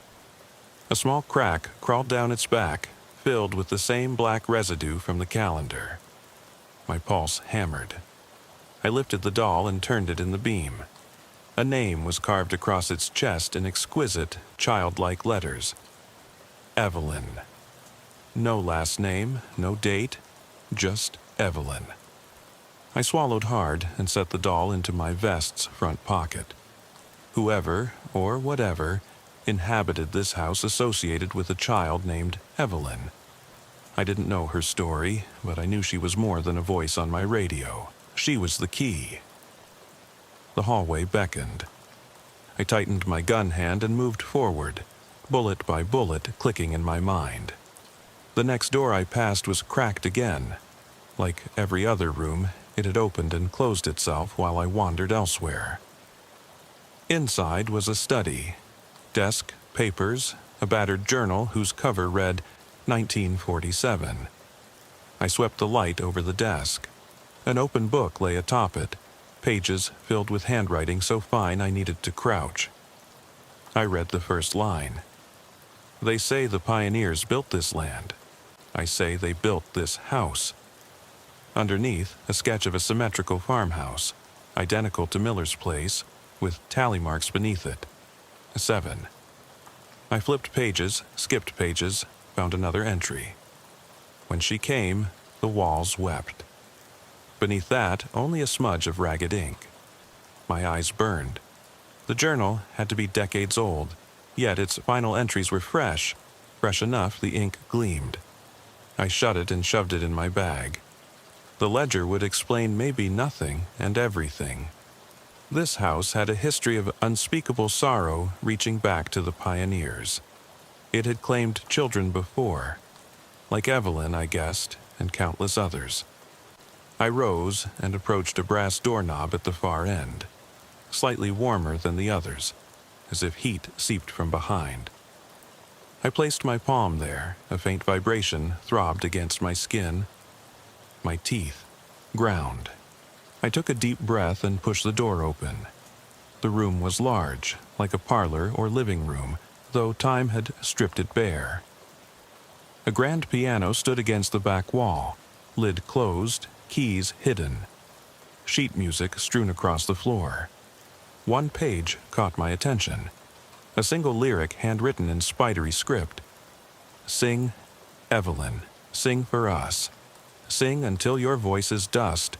Moonlight guides your lonely cry, we will hear, though we cannot lie. I stumbled back, chest tightening. The words twisted into my skin. I nearly dropped my gun. If that piano had a player, I wouldn't wait to find out. This was deeper than a missing person scare. This was a house alive with memory and grief. I swung the light onto the wall above the piano. A portrait hung there, face obscured by centuries of dust and soot. I wiped the glass with my gloved thumb. Beneath the grime, a woman's face stared out. Harsh features, stern expression, hair piled high in period style. A nameplate under the frame read, Mrs. Abigail Pierce, 1872 to 1934. Her eyes, behind the smear, seemed to follow me. Two thin lines under each eye curled downward like tear tracks. I shuddered. A single note sounded then, low and resonant, like a piano key pressed in some other room. My flashlight beam swung around wildly, empty space. But the note lingered, a hollow echo that resonated through the floorboards. I swallowed my fear and turned back to the portrait. Pinprick of paint near the corner of the frame. I touched it. Fresh? No, old, but smeared. As though someone's fingertip had traced through dust recently, pointing toward a hidden seam in the wall. I pulled my knife and pried at the seam. The plaster crumbled and a narrow slot appeared, just wide enough to slip the tip of a draw knife. From inside, a faint glow pulsed, bluish, spectral. I hesitated only a moment before inserting my knife and prying. The panel gave way, revealing a shallow niche. Inside lay a tarnished music box, winding key intact. I lifted it out on instinct, turned the key. The lid creaked as it opened. A delicate music played, tinny and distant, like wind through hollow reeds. Clair de Lune, I thought. No, not Debussy. Something simpler, a lullaby in a minor key that tugged at my heart. I felt tears unbidden as it spun, the melody echoing through the room. The glow from the niche spread, illuminating the faces painted on the walls. Hundreds of tiny portraits etched in the wood, each scratched with lines like tally marks. Children's faces, mournful, eyes hollow, lips parted as if crying out. The music box slowed and stopped. The room turned silent. The glow flickered and died. All that remained was the metallic hiss of regret. I folded the music box into my bag and backed away, shoulders slumped under a weight I could not name. In the hallway, the boots lay reversed, soles up, their owner gone. I hefted my flashlight and gun and pressed on. The final door waited, the one I had yet to open, the one at the end of the hall that led downstairs to the cellar. The house was full of messages, of sorrow, of Evelyn and Abigail and unknown, nameless hearts lost to time. But maybe beneath the ground lay the source, something old, something cruel, something that had tethered these spirits to this place. My breath hissed. I reached for the knob. Another vibration throbbed through my palm, faster this time, like a heartbeat. I froze. Then slowly, I turned the knob and pushed. The cellar stairway yawned downward, lit by a single bare bulb swinging from a frayed cord. The air was cold, so cold it burned my lungs with each inhale. Dust motes danced in the circle of light, swirling down into the darkness. I switched to my tactical light. It barely pierced the gloom beyond the bulb's halo. My footsteps echoed as I descended, each creak of wood a threat. At the bottom, the beam found a stone floor slick with moisture. Water dripped from unseen pipes, plinking into rusty buckets below. Chains hung from the ceiling, empty shackles rattling in a phantom breeze. The walls were etched with carvings, names and dates, tally marks scored into the stone. Evelyn Pierce, 1890. Abigail Pierce, 1934. Dozens more. It was a ledger of the lost. And at the center, on a stone plinth, lay a small cot. On it, wrapped in tattered linens, something moved, a slow, rhythmic rise and fall. I swallowed thickly, chest constricting. I approached, gun trained, light unwavering. The bundle stirred. I knelt, heart pounding so loud I feared it would echo into eternity. My light trembled across the form. Sheets shifted, revealing a small figure, a child, sleeping or dead, eyes closed, cheeks pale. A girl, no more than 9 or 10, dark, tangled hair framing her face. I whispered, "Evelyn?" Her eyes snapped open, lidless black pools reflecting the light. A scream caught in my throat as she sat up, thin arms winding around her knees. She looked at me with innocence and infinite sorrow. Her mouth opened and she sang, voice clear and cold. She stared at me as though pleading and accusing. I lowered my weapon, tears streaming. "I'm here," I choked out. "I'm here." She tilted her head, eyes dark. "They won't let me leave." Her voice cracked. "They said I belong." Behind me, the bulb flickered. Chains clanged. The bolting trembled. I scrambled back, turning the corner of the plinth to find a ladder leading further down into blackness. I felt its pull, like a siren's song. But Evelyn remained, perched on her cot, expression hollow. She raised one pale hand. "Finish the tally," she whispered. "Make us whole again." I stood, horror tightening my stomach. The ladder beckoned, promising answers, or oblivion. I knew that if I climbed, I might never return. Yet I felt compelled. I felt needed. My mind raced. I thought of dispatch, of backup that would never come. I thought of the radio's static laughter, the mirror's shape, Abigail's portrait, the doll in my pocket. I thought of my own empty reflection, and I realized the house was feeding off loss, binding souls here, tallying them in its walls. Evelyn's eyes pierced mine. The ladder rope squealed as if someone had just climbed down. The darkness below seemed alive, pulsing. I swallowed. My finger tightened on the trigger, but I couldn't shoot her. She was a child, a victim. I cleared my throat, voice trembling. "I'm not going. Without you." I flicked the beam down the ladder, peering into blackness. She slipped off the cot and floated toward me, barefoot, her dress shimmering. She held out her hand. I hesitated. My duty, my instinct, my fear warred within me. The chains rattled again, a hollow laugh like metal on stone. I took a step forward, then another, until I stood before her, heart torn between salvation and damnation. She offered her hand in silence. I reached out.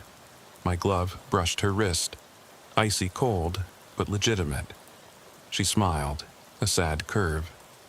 I looked past her to the dripping chains, the ledger of names, the narrow ladder descending into oblivion, and I realized I was exactly where I needed to be, bound, like her, by promises of deliverance or destruction.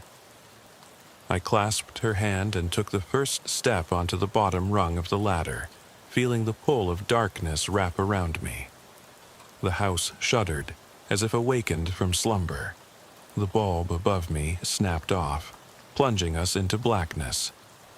Evelyn's breath tickled my ear as we descended. We went down into silence, together, into the depths of the Miller house's ancient wound, where tally marks awaited the final slash. And in that moment my light died, and the darkness welcomed me home. I plunge into the black, every sense bristling. Cold air wraps around me like wet cloth. My hand grips Evelyn's as we descend, the ladder's rungs slick with condensation. Each step creaks under our weight, echoing through the shaft until it feels as though the sound is not mine, but the house's groan of delight. The darkness is absolute. No stray beam from my flashlight can penetrate more than a few inches ahead. Yet I sense the walls pressing in, ancient stone carved to funnel all light into a single vanishing point below. Below us, I hear a hollow drip, water pooling in unseen crevices. The smell shifts, musk and rot, mixed with something sweeter, like decaying flowers. Behind me, Evelyn's grip loosens, her small hand drifts downward. I tighten my own. We reach a landing, a worn timber platform cantilevered against the cold stone.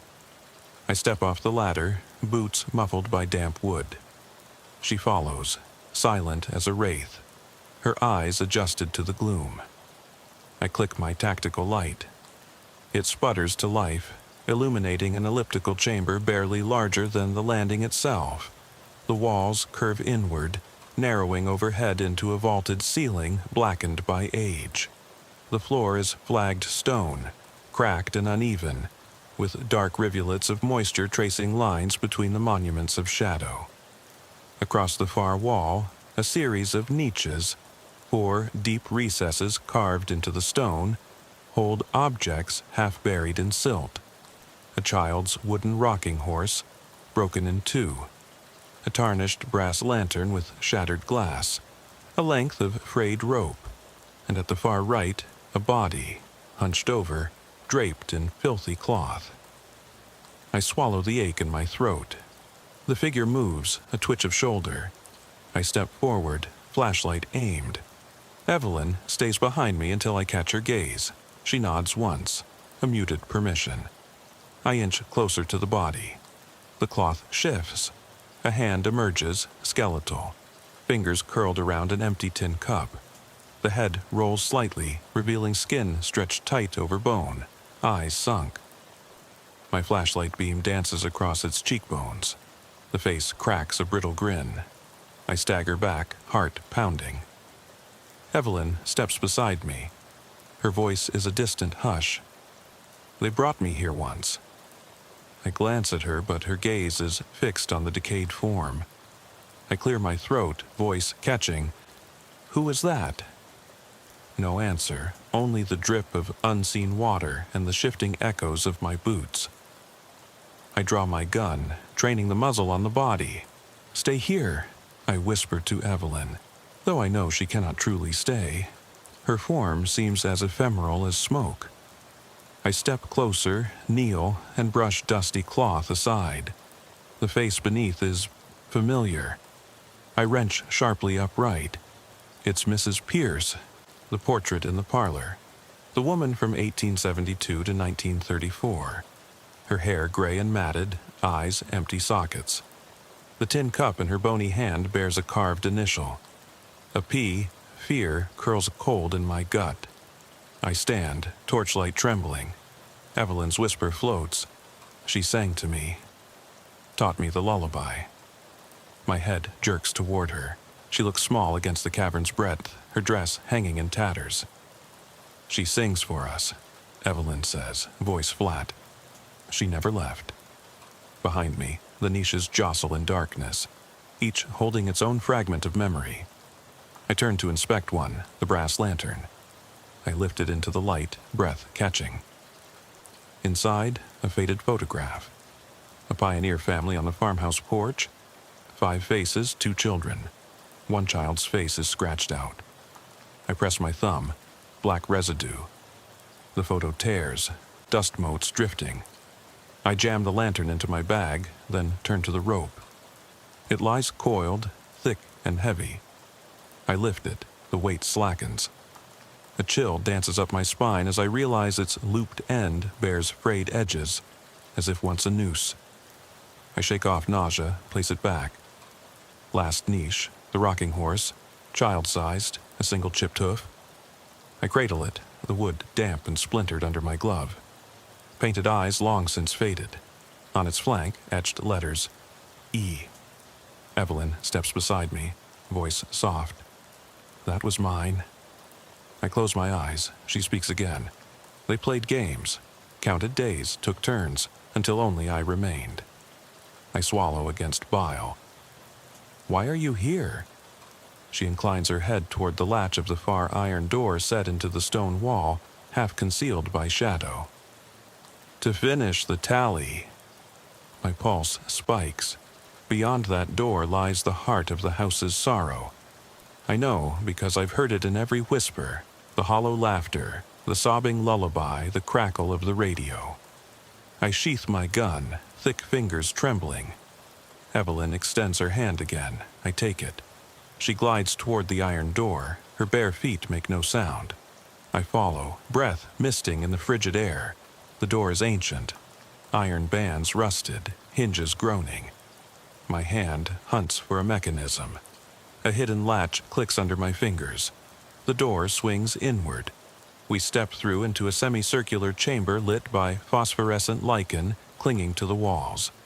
The glow is eerie green, illuminating a dais at the center. An altar of stone, its surface worn smooth. On the altar sit objects arranged like relics. A music box I recognize. The doll Evelyn. Mrs. Pierce's portrait miniature in tarnished frame, and a battered sheriff's badge, my badge, clipped to the edge. I feel my breath hitch. Evelyn points to the badge. "You promised to help." I approach the dais. The music box sits open. I remembered locking it away. The doll lies next to it, porcelain face cracked. I lift my badge. The metal is cold, too heavy for my pocket. I place it on the altar. The objects shift. The doll tips forward. The portrait miniature slides across the stone, landing face down. A low humming vibrates through the chamber. A chorus of voices, distant and sorrowful. The lichen's glow pulses in time. I realize tally marks scrawled on the altar's base. 82, then crossed out lines, and 3 fresh marks afterwards. Evelyn's whisper licks at the edge of my mind. One more. My chest tightens. I look at Evelyn. She stands still, head bowed. "What? What do you need?" I stammer. The humming intensifies. The doll's head turns, eyes meeting mine. I feel tears burn as guilt and terror unravel me. The lichen flare bright, casting every cracked face on the walls into harsh relief. Faces of the lost, the counted, the damned. Evelyn's voice breaks the hum. "You must finish the tally." She places my badge on the final scratch. The altar trembles, stone dust drifting like ash. I wrench my hand away. The badge falls. But the tally mark is complete. The last scratch deep and fresh. The hut echoes with a shuddering cry, a child's wail and an aged woman's lament intertwined. The dais splits along a seam, sliding aside to reveal a hidden pit. Endless black yawns below, laced with red veins of earth. The voices swell. The lichen sputters. I step back, flashlight grazing the pit's edge. The air reverberates with a single word. "Join us." Evelyn reaches for my hand. My pistol lies in my pocket, useless here. I stare into the abyss. Behind me, the chamber's exit seals with grinding stone. I whirl, raise my voice, "No!"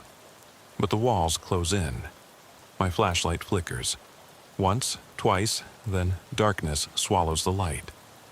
I feel a hand brush mine, Evelyn's, guiding me forward. I stumble to the dais, heart hammering.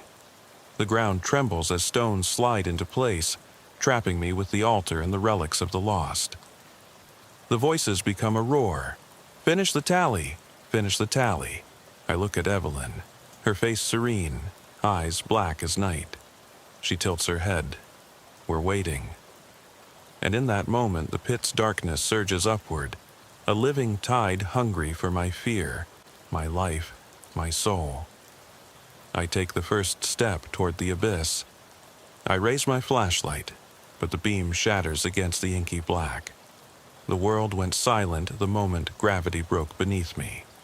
There was no scream, only the echo of my own heartbeat pounding in my skull as I slipped into the void. Cold air sucked at my lungs, carrying with it the distant, ragged chorus of children's voices, now 1,000 times louder. A cacophony of lost hope and rancid lullabies that throttled my courage. Evelyn's hand slipped free. I tumbled past her into the pit. I fell through blackness so thick it was like drowning in ink. The lichen's glow vanished, replaced by a phosphorescent haze that pulsed against unseen walls. My flashlight clattered from my grasp, its last sputter of light dancing against dripping stone before dying. I landed on something solid, stone, wet and slick, and rolled, teeth clattering, shoulders screaming in protest. I spat blood and grit, groping for my gun, only to feel the damp chain of my belt drag against my legs, snagging on protruding rock. Hands, cold, skeletal, brushed my ankle. I froze as dozens of them closed around me, dragging me deeper. The voices roared in triumph. "Welcome home!" My mind screamed to fight, to claw back up the shaft, but my limbs felt leaden, every movement an agony of abrasion and ice. I kicked out blindly, boots contacting nothing but air. The grip tightened. Suddenly, the pit opened onto a wider cavern, its ceiling lost in shadow. A ring of stone pillars carved with faded tally marks rose around me like silent sentinels. At the center, a shallow pool of black water reflected an unseen moon. The skeletal hands released me, and I fell face first into the muck. It reeked of rot and old tears. I lay there, gasping, as the hands retreated, gathering at the edges, spectral forms half buried in the mire. A lone figure stepped forward, Mrs. Abigail Pierce, half her face crumbled to bone, eyes glowing with something like peace. Evelyn stood behind her, small and resolute, the music box clutched to her chest. Abigail reached out, skeletal fingers brushing the water's surface. The pool rippled, revealing names scrawled on the cavern floor, victims of the house's ancient hunger.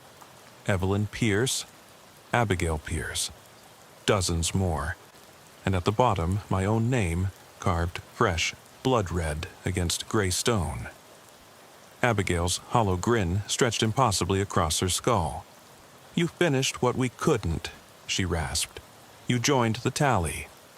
The voices crescendoed into a single word. "Now." Evelyn lowered the music box and pressed the winding key. The lid clicked shut, and the lullaby died. In that final silence, I felt a jab beneath my ribs, too many ribs. I looked down, new tally marks carved across my uniform shirt, jagged lines glowing faintly in the darkness. I stumbled backward, blade-sharp panic flaring. Abigail raised a bony hand. "Rest now," she whispered. "Stay with us." Evelyn extended her pale hand once more. I wanted to scream, to run, but my legs refused. The air itself held me captive, thick with sorrow and regret. I glanced at the cavern's edge. No ladder, no shaft, only endless black.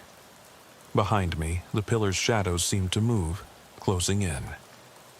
Light flickered one last time as the lichen pulsed, then died.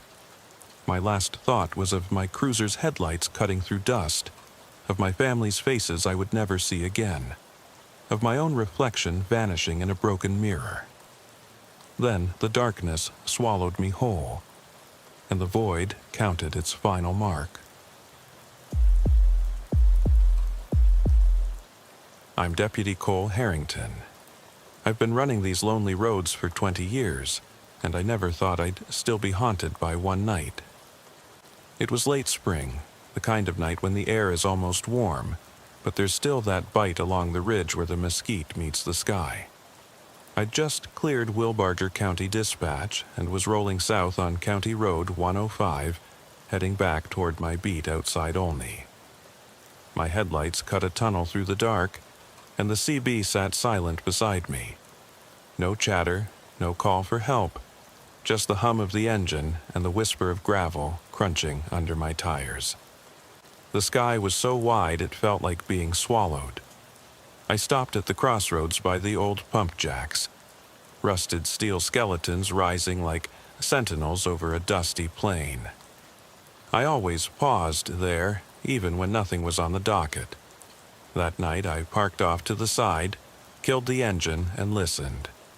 The wind rattled the panels, made them groan like a wounded animal. I reached over, flipped the dome light on for a second, just enough to trace a circle of yellow on the dusty windshield, and felt that familiar hollow settle in my chest. That's when I heard it. A soft clatter, like metal tapping metal, coming from the east field. I grabbed my flashlight, shouldered my shotgun, and stepped out. The night air hit me, dry as old bones. My boots kicked up grit as I crossed the cracked asphalt, and I heard a dog bark somewhere just beyond the station house, far enough that I couldn't see the source. Didn't feel right. I flicked on the beam and swept left to right.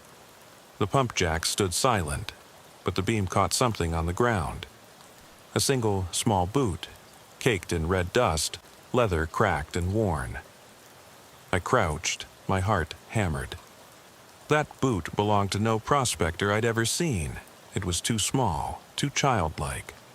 I knew that shape, that scuff pattern. 2 years ago, a little girl named Marisol Vega vanished from near here. 7 years old, walked 2 blocks from her grandmother's porch to the market, never made it back. The case went cold in 6 months. For a while, local news ran her photo, then nothing. I'd scraped my knuckles on that investigation, poking at every lead until my fingers bled. Nothing but dead ends and empty promises. I shoved the boot into an evidence bag, my hand shaking so bad I could barely seal it. I keyed the mic. Wilbarger, this is Harrington. I've got a possible hit on Vega case, requesting units to 105 and 79 Junction. My voice felt flat, distant, like someone else was talking. Dispatch crackled back a copy, then silence. I moved eastward, sweeping the beam across cracked soil and scattered scrubs until I came to a stretch of broken fence line. The gate sagged on its hinges. Fresh footprints led through the rusted bars, heading toward the old Sinclair station. Its sign, half dark, neon green, flickering in strobe bursts. My cruiser's taillights glowed red behind me, painting the dirt road in stoplight hue. I followed the prints. The ground here was mixed dirt and asphalt, and I could see tire tracks. 2 sets, side by side, like someone walked along the edge of a vehicle's passage. But the tracks disappeared just before the station's weathered pump island. No fresh oil, no broken glass, nothing to explain how they got there. I crept around the canopy, every nerve screaming. My flashlight caught the pump's levers. One was hanging loose, like someone had yanked it open. I reached out and set it right, and my glove brushed a smear of red across the handle. I froze. Blood. Fresh. There wasn't any person to be seen. I called it in. This is Harrington. Bleeding at pump station. ETA backup 10 mics out. My voice left my throat raw, but I forced it through. I circled to the back of the station. The service door stood cracked just a few inches. I shone my light in. Inside was darkness so thick it felt alive. A broken radio and a fallen chair lay on the filthy floor. My light glanced off something on the counter. Papers scattered, but one sheet stuck out. A child's drawing.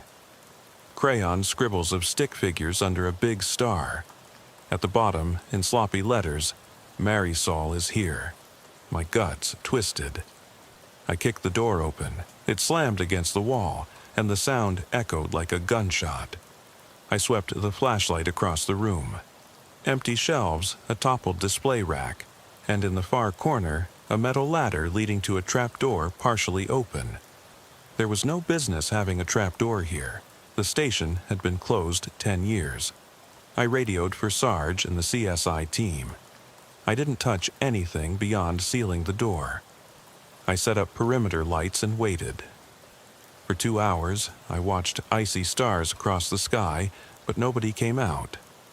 The trapdoor sagged like a mouth waiting to swallow. I didn't sleep. I sat in the cruiser, gun across my lap, replaying that drawing in my mind. The way the crayon lines had traced Marisol's stick body with her arms raised skyward, pleading. By dawn, drones and dogs and half the county showed up. We pried the trapdoor open and took turns shining lights down into blackness. The ladder dropped into a passage hewn from shale. I went first because I felt like I deserved the damn thing. The walls squeezed in, damp and trembling. My breath came hard in my chest. At the bottom, the tunnel opened into a low-ceiling chamber, lit by a dim bulb swinging on a frayed wire. The floor was packed earth, and in the center a circle of stones. And at the stones, a small perfume bottle, a ribbon, a hair bow, Marisol's translucent locket suspended from a nail driven into the wall. Nobody thought to question how a bulb and that nail stayed corroded free underground. We bagged the items. Marisol's locket had a picture of her in a frilly dress. Her grin was wide, hopeful. The plate read 2018, 2 years after she disappeared. We had no explanation. We sealed the trap door. Administrators funded repairs and called it a freak vandalism. I refused to talk. I said nothing. They closed the case. But on nights I drive past that station, I still hear the drip of water, the distant scrape of something moving behind rocks. I see that swaying bulb in my mind. I feel Marisol's eyes in the dark. And when I rest my hand on my radio, I swear I can hear her voice. Deputy, help me. The tunnel's air was thick with damp and the smell of rot. My flashlight slit through the darkness, but barely reached past my outstretched arm. I took a steadying breath, listened for anything beyond my own ragged pulse. The drone of distant voices above faded as the steel trapdoor clanged shut behind me. I was alone in that underground room, alone with the stones and the relics we'd recovered. Marisol's locket, the perfume bottle, a tiny ribbon fraying at its edges. I kicked at the dirt floor, dislodging loose gravel that skittered into the shadows. The beam of my light settled on the chamber wall, where someone had carved symbols, looping lines that ended in arrowheads, circles crossed by slashes. Whatever language it was, it felt like a map scrawled by hands that wanted to guide and trap. I traced the carvings with my gloved fingertip, heart thumping so hard I thought the echo might shake the wires holding up that lone bulb. I radioed my sergeant's call sign, but the hatch above was too thick, only dead air. I forced the radio back into my coat pocket and forced myself to move. The tunnel beyond the stone circle stretched into the dark, low-ceilinged, slick with moisture. I could feel the walls lean inward, like they were closing in on me. Steady hands, I told myself. 20 years on the force, I could handle a little spelunking. I edged forward, every footstep sending tremors through my boots. The smell changed. Gone was the rotten damp. Now it was copper undertones like blood, mixed with something acrid I couldn't name. My breath caught, I cocked my head. Somewhere ahead, something moved. A scuff or a whisper of cloth against stone. It was hard to tell. Still, I shouldn't have come down here alone. I kicked at the radio in my pocket, hoping for a crackle from above. Nothing. I was cut off. The tunnel bent left, and the light from the chamber receded. I kept going, letting muscle memory guide my steps. Torch in one hand, my free hand grazing the wall for support. The floor dipped slightly. Water pooled at my boots, cold as ice. I wondered if a rescue team would follow my tracks or if they'd assume I'd never return. That thought gnawed at me. God, what if no one knew I was here? I rounded a corner and almost swallowed my tongue. A second chamber opened before me, larger, with rocky benches built into the walls, like seats in some subterranean amphitheater. On the center bench sat a wooden crate, half-rotted but intact enough to keep its shape. I lifted the lid with a gloved hand. Inside were objects arranged with disturbing precision. A cracked porcelain doll's head, one glass eye missing. A child's cotton dress yellowed and torn. A journal bound in leather, its pages dog-eared and stained. I set the crate on the ground and reached for the journal. My fingers fumbled with the clasp. When I opened it, the first page was blank except for 2 words scrawled in a trembling hand. They wait. The next pages held entries, dates and short notes written hastily. March 12, 2019. Found the door beneath the station. It calls to me. I feel safe there. April 2nd, 2019. They come sometimes. I don't know who they are. They speak in whispers. April 15th, 2019. I tried to leave. The walls bleed when I go. I must stay. My breath caught again. The entries were recent. Someone had lived down here. Someone who hadn't escaped. I turned the page. Smudged words faded. May 7th, 2019. They showed me the light. Blue. Pulsing. I can't look away. May 8th, 2019. The voices tell me secrets. I must tell them what I see. May 9th, 2019. Tomorrow they come for me. The last entry was a smear of ink, as if the writer's hand had convulsed. I slammed the journal shut and backed away. The crate thudded against the stone bench. Panic rose in my chest. I fumbled for my radio again. Nothing. The bolt of cold realization hit. If someone signed that journal on May 9th, 2 weeks ago, they could still be down here. I aimed my light into the corridor beyond the benches. The walls glistened wet and the tunnel narrowed. At the far end, the beam caught movement. A shape, hunched, shaking like a withered tree. It stood at the threshold half in shadow. A child? An adult twisted by fear? I swallowed. "Help me," I whispered, but the voice seemed to come from the walls. I took a step forward and the shape retreated deeper. My heart kicked into overdrive. That voice again, so quiet it could have been in my head. "Deputy?" I swallowed and called out, "Marisol, is that you?" The tunnel stretched silent in reply. My legs shook, but I forced myself onward. Every fiber screamed to turn back, but I needed answers. For her, for me.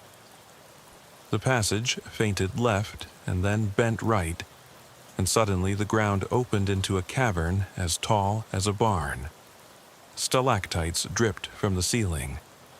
In the center, under a skylight of cracked rock where moonlight broke through, lay a circle of chairs, rusted iron, shaped like flowers, surrounding a shallow pool of water that reflected the moon's shards. The air was colder here, almost freezing.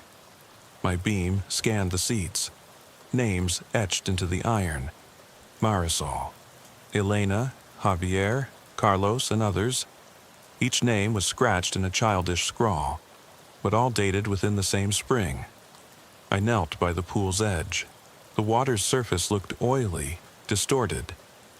I touched it with a gloved finger, ice cold. The water rippled, but when the light shifted, I thought I saw a face beneath. Tiny, pale, eyes wide. I jerked back, nearly toppling into the pool. A voice rang out, loud and clear, echoing against stone. "Stay!"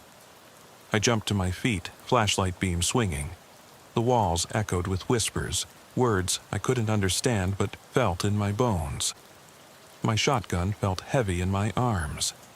I backed toward the tunnel, determined to leave. The voice came again, a chorus now, overlapping. "Stay, tell us, share." I broke into a run. My boots slipped on slick stone as I fled the chamber, chest heaving, mind screaming. Behind me, I heard a heavy footstep.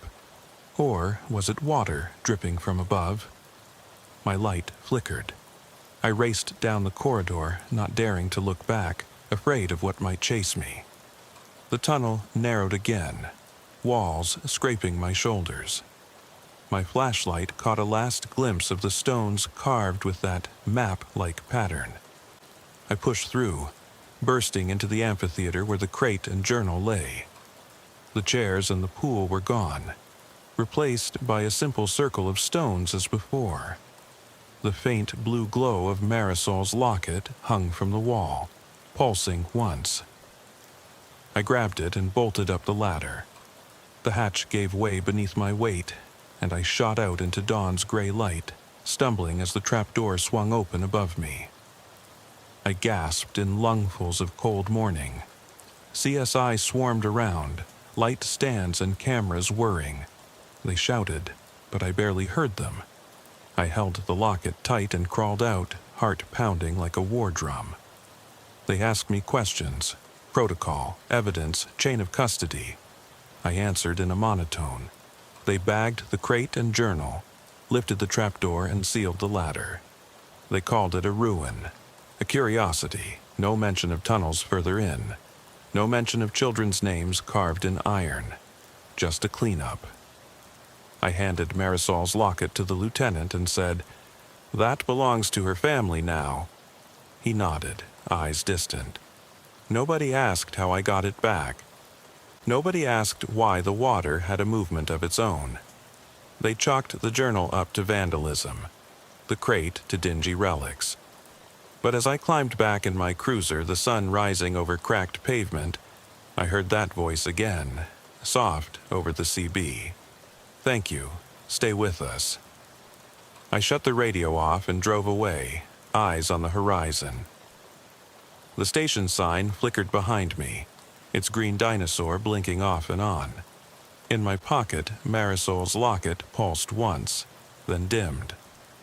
I glanced at the sky, knowing the tunnel waited below, with a chorus of voices still whispering my name, still wanting me to stay. And I realized the case was nowhere near closed. Maybe it never would be. I woke up the next morning before the sun, eyes burning from too little sleep. My cruiser sat in the yard, engine still warm from when I'd left it running after emerging from that tunnel.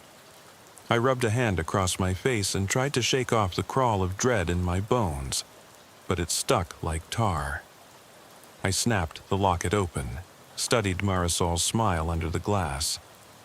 That grin was innocent, untouched by the dark. I tucked it back in my breast pocket and walked inside.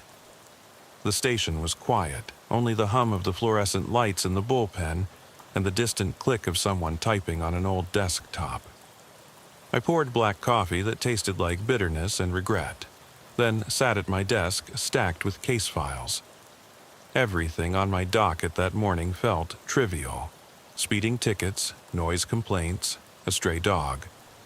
But under it all simmered the station's silent omission. The Vega file had disappeared. I searched the cabinet, rifled through backup drives. It was gone. No digital record, no paper trail, like it never existed. Lieutenant Rivera stopped by, looked me over. His face was tight, unreadable. "You okay, Harrington?" he asked. I nodded and risked a glance at his eyes. He ducked his head and walked on. I didn't trust the excuses that would follow. Budget cuts, clerical error, but I swallowed my questions. I had a day's worth of beats to cover, and I needed to keep my head down long enough to think. I spent the afternoon retracing my steps to the Sinclair station. The gravel road leading in looked the same under parching sun as it did under moonlight, but the shadows were shorter. I parked off to the side again, killed the engine, and sat in the driver's seat. The sign ahead blinked on and off, that green dinosaur flickering like it was alive. I pulled out my phone and absently scrolled through old photos, evidence photos I'd taken last week. The boot in dust, the pump levers smeared in blood, the child's drawing on the counter. Each image seemed to call out, demanding answers. I left the cruiser and walked around the canopy, picked at the loose gravel, looked for fresh marks in the dirt. Nothing new. I circled to the back door. No sign I'd been there in daylight. I tried the handle, locked. I jiggled it, heard the deadbolt click. I'd let it hang open last time. Someone had locked it behind me. A cold trickle ran down my spine. I stepped back. My radio crackled to life. A traffic stop down by Pecos Road. I answered, voice steady, and spent the next hour writing a ticket for expired registration. By the time I cleared, the sky had turned slate gray with gathering clouds. I thought about heading home early, but something wouldn't let me leave. That tunnel, that chamber, the names carved in iron, they circled in my head, calling me back. I called dispatch. "Wilbarger, this is Harrington. I'm going to stake out the Sinclair station tonight. If I don't check in by midnight, send someone." Dispatch replied, "Copy that," and I heard an uneasy pause before they keyed off. I rigged my cruiser with floodlights on stands borrowed from CSI. I parked 200 yards out, engine off, radio muted except for the emergency channel. I sat with my back to the door and watched the station under cold light. The clouds overhead scudded fast, erasing the moon, then unveiling it in cycles. Inside the station, the neon sign blinked through the glass windows. I kept my shotgun across my lap, finger resting on the trigger guard. Hours passed. The wind picked up, rattling the lights overhead like rattlesnakes on tin. I sipped lukewarm coffee and thought about chasing ghosts, how each case left an itch in my brain. I thought about that shape I'd glimpsed in the tunnel, the journal entries, the voices whispering. My radio crackled suddenly, a code going out, but not from me, a private channel. I flipped to it, static, then a faint voice. Here, stay, forever. The sound crackled off. I froze. The voice wasn't on our frequencies, it wasn't human. I grabbed the binoculars and swept the station windows. No movement beyond empty shelves. Then I felt a tickle at the base of my skull, like someone's breath on the back of my neck. I spun the cruiser's dome light on, illuminating the cab. Nothing. Every hair on my arm stood on end. I reached into my pocket and touched the locket. It was warm in my hand. I squeezed it. Behind me, a low groan echoed through the night. Not mechanical, more like metal under stress. I jumped down, shot in hand, and crept toward the station side. The floodlights cast my shadow long and thin against the dirt. The groan turned into a metallic scrape. I rounded the corner and saw it. The pump lever, slowly rocking back and forth, though no wind was blowing. A smear of fresh red around its base glowed under the light. I called out, "Show yourself." My voice sounded small. The only answer was that lever swaying. I crept closer and saw footprints in the dirt, leading behind the pumps. I followed them, flashlight beam dancing across cracked concrete. The prints stopped at a circular grate in the ground, one I hadn't noticed before. Its metal bars were bent inward like someone had climbed up. I shone my light in. Darkness and stale air. I crouched, peered down. Something small moved beneath the bars, a flash of pale skin. I backed away, heart in my throat. My hand shook so badly I fumbled to snap a picture with my phone. The flash went off, and the station lit up in a harsh white glow. The grate clanged as if something heavy bumped against it. I ran to the back door, pried it open, and slammed it behind me. Inside, I heard a soft rattle from below, like the grate was being scraped by nails. I spun toward the service hatch in the floor, the one leading to the tunnel. The cover lay flat, seams blending with the dusty linoleum. I pried at the edges with my boot. The hatch shifted. I heard a groan from beneath, the same metallic scrape. I jammed the shotgun under the lip and forced it open. A rush of cold air slammed into my face, carrying the faintest childlike sob. I dropped the hatch back shut and stood over it, chest heaving, sweat beading on my forehead. I called dispatch again. My voice was hoarse. "They're here. They know I'm here. Send someone now." But the channel was dead. Backup never came. The station lights flickered twice, then went out. I was plunged into darkness, the only glow from the neon sign outside. I pressed my back against the wall, shotgun cradled in my arms, and listened. The station grew quiet, too quiet. Then, from below the hatch, a single word echoed in my skull. "Deputy." I stifled a scream, but the sound rumbled through the floor. I ran for my cruiser, jamming the hatch shut behind me. As I peeled out onto the highway, I saw the pumps rock one last time and then freeze. The station sign blinked off and stayed dark. My heart pounded so loud it drowned out the engine. I drove until my vision blurred and headlights caught dust silhouettes in the air. Only when I crossed into Archer city limits did I dare to exhale. Now I'm back at the station, stitches in my palm from prying that hatch. The lieutenant asked what happened. I said it was a gas leak triggering the lights. They believe me, or they pretend to. But I know what lives beneath that station. Something that hunts children, that carves names and craves company. I see it in my dreams, in the tremor of my own voice over the radio. Marisol Vega's family still asks questions. I tell them nothing but lies. I carry her locket, a promise I can't keep.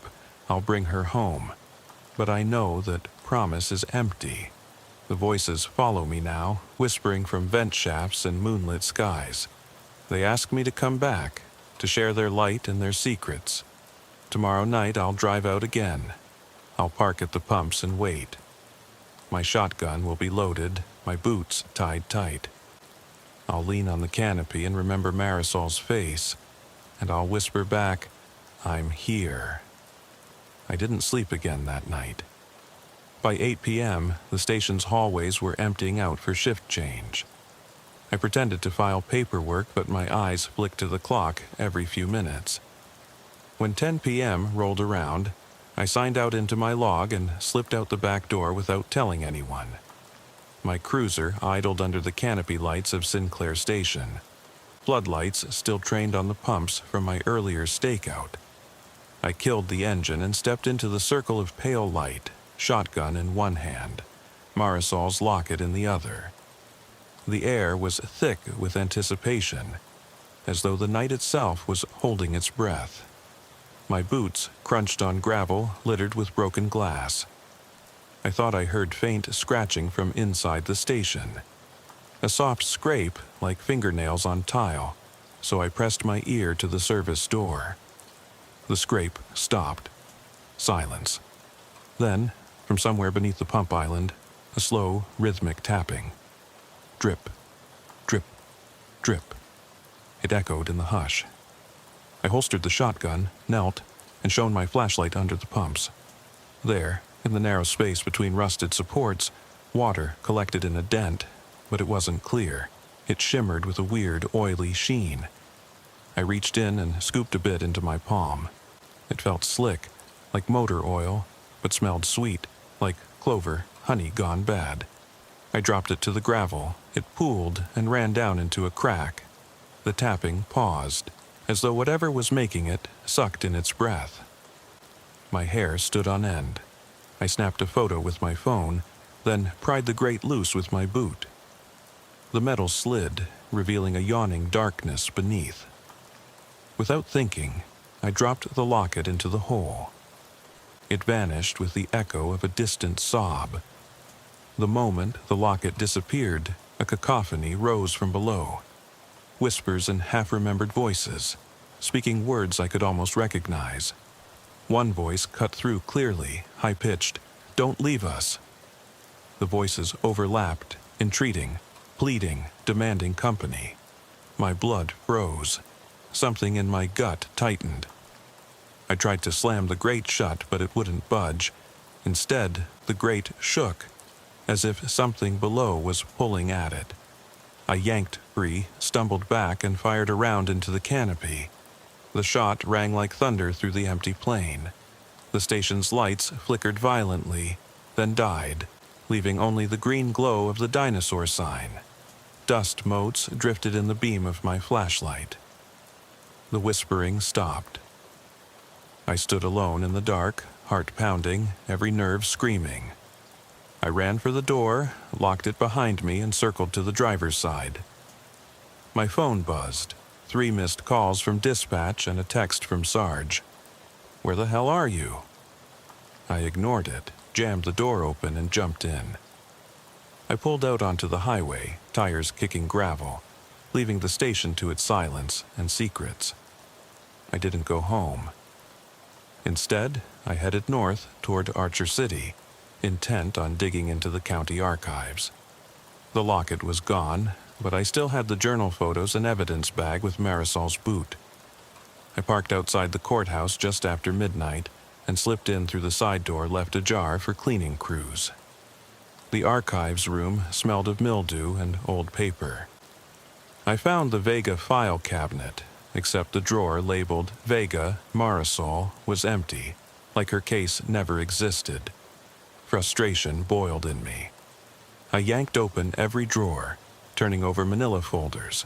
Hernandez, Flores, Nguyen, Johnson, stacks and stacks of missing persons files. Each was labeled open, unsolved, cold. Every single folder was there, except Marisol's. And beside it, a blank slot with fresh wood and an unblemished label holder. I slammed the drawer shut and leaned back, chest heaving. On impulse, I opened my phone's gallery and showed the archivist, the blank drawer, to a cleaning crew passing by. They shrugged me off. Probably moved to storage, one said, voice echoing. But I knew that was bullshit. Someone wanted that file gone. I left empty-handed as the first pale light of dawn tinted the sky. My chest hurt, and my arm throbbed where I'd laser-etched the tin roof with shotgun recoil. My brain spun with questions I couldn't answer. Who sealed the journal entries away? Who locked the drawer? Who, or what, pulled the locket into the darkness beneath the pumps? At home, I paced my living room. The TV was on, playing muted weather radar. I stared at the screen, wishing for a storm to wash everything clean or expose some hidden detail behind the lens. My phone buzzed again. Sarge calling. I texted back, "Family crisis out of commission." He wrote back, "Get your ass back or you're done." I didn't respond. By midday, I felt a fever creeping in, chills and sweat in the same breath. My reflection in the window looked hollow-eyed, haunted. I grabbed the boot and journal photos, slipped them into evidence bags and stashed them under my bed. I couldn't trust the station to keep them safe. Night fell again, and I found myself driving back to Wilbarger County, Route 79 under endless black sky. The Sinclair station's green dinosaur sign waited, blinking like an unblinking eye. I slowed to a crawl as I passed. Through the windshield I saw something move, parallel to my cruiser, just outside the light's edge. A small figure hunched, limping along the gravel. I slammed the brakes. The figure froze. My pulse spiked. I grabbed my binoculars. There, under the canopy's edge, a child-sized shadow crouched, head bowed. The hair shone silver in the neon glow. I tore open the door and stumbled out, shotgun raised. The shadow jerked upright, Marisol's outline unmistakable. She raised one arm, pointing behind me, and whispered, "Help!" I fired the floodlight switch. The station's yard lit up, and there she was, pale and still, but with eyes that glowed faintly blue. I blinked, and she was gone. No tracks in the dirt, no footprints, nothing but disturbed gravel. In her place lay Marisol's locket, shining on the ground as if brand new. I felt compelled to pick it up, but a voice thundered inside my skull. "Don't touch it." I obeyed. Instead, I backed toward my cruiser and drove off, heart pounding like a war drum. The station receded in my rear view, its pumps frozen mid-rock, the neon sign dark except for one solitary flicker. I don't know what I'm chasing anymore, the girl, or the madness that's dragging me down. But I can't stop. I'll be back tomorrow at midnight, shotgun ready, eyes peeled for a shimmer in the darkness. And if I find her, I'll finally end this. And maybe then I'll know whether salvation or something far worse lies beneath the surface. I cut through the dark highway at 70, tires humming on worn pavement. The radio was dead silent. No dispatch, no static, just the low growl of my V8. I kept one eye on the rear view, anticipating headlights that never came. Midnight in West Texas carries a weight. You can feel the land pressing in, see the Milky Way like spilled sugar overhead. I drove until the Sinclair station's neon sign dipped on the horizon, then eased onto the gravel service road. I parked under the canopy, floodlights still out, and killed the engine. My breath came in shallow bursts. My boots crunched as I stepped out, shotgun slung at my side, senses taut. I half expected the pumps to rock on their own, but everything was still. Too still. I crossed to the back door and eased it open. It groaned, metal against frame, echoing through the empty station. Inside, the fluorescent bulbs flickered to life, buzzing like cicadas. The shelves were bare, the counter empty. The trap door, my gateway to hell, lay flush with the floor, seams almost invisible beneath dust. I knelt, fingertips tracing the edges. My hand closed around the ring on that hatch and I paused. 2 nights ago, I'd heard Marisol's voice from below. Last night, I'd almost seen her under the canopy. Now, standing here, I wondered which version was real, if any. I pulled the hatch open and peered into the yawning black. The stench hit me first. Stale air, damp earth, and something acrid like scorched metal. I climbed down. The ladder's rungs were slick. Water dripped from somewhere above, pooling at my boots. I could barely see beyond the circle of my flashlight. I listened.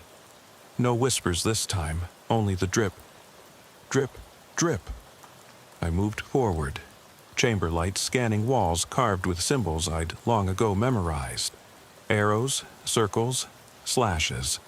They glowed faintly under my beam like phosphorescent scars. I followed the tunnel deeper than before, past the limestone benches and the crate's remains, now just an imprint in the dirt. The passage ended at the barn-sized cavern with its shattered skylight. Moonlight filtered through cracks, painting fractured beams on the rocky floor. I stepped into the chamber. The iron chairs were gone, vanished without a trace. In their place, dozens of small footprints circled the shallow pool of water. Childlike, barefoot impressions, too many to count. My stomach clenched. I scanned the walls. More names scratched in iron. Sophia, Luis, Isabel, Diego. Fresh dates next to each. Nights spanning the past month.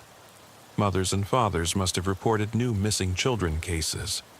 I had no idea. My flashlight beam landed on the pool. The water's surface was still, reflective as mercury.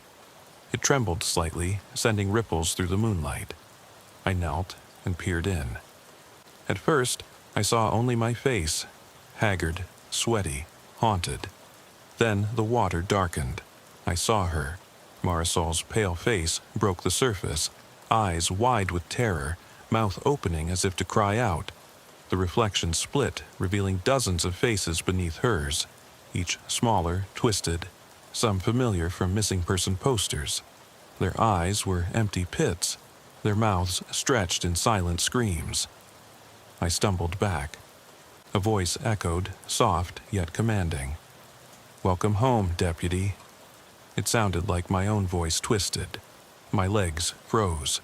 The water bubbled, and a hand, tiny, cold as marble, slid up the pool's edge toward me.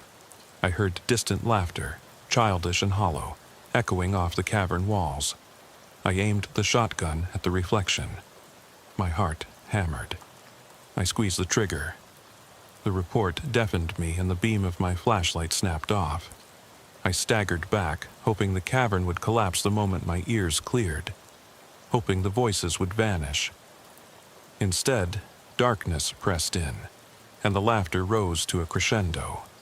I pounded on the tunnel wall, screaming for the hatch to open, but I knew nobody would come. Dispatch would hear nothing in this sealed world. The laughter stopped as suddenly as it began, silence, suffocating. Then a whisper right at my ear. "Stay." I spun, shotgun raised, but there was no one, only the pool, its surface now still and empty of reflections. My flashlight flickered back on, showing bare rock and dust.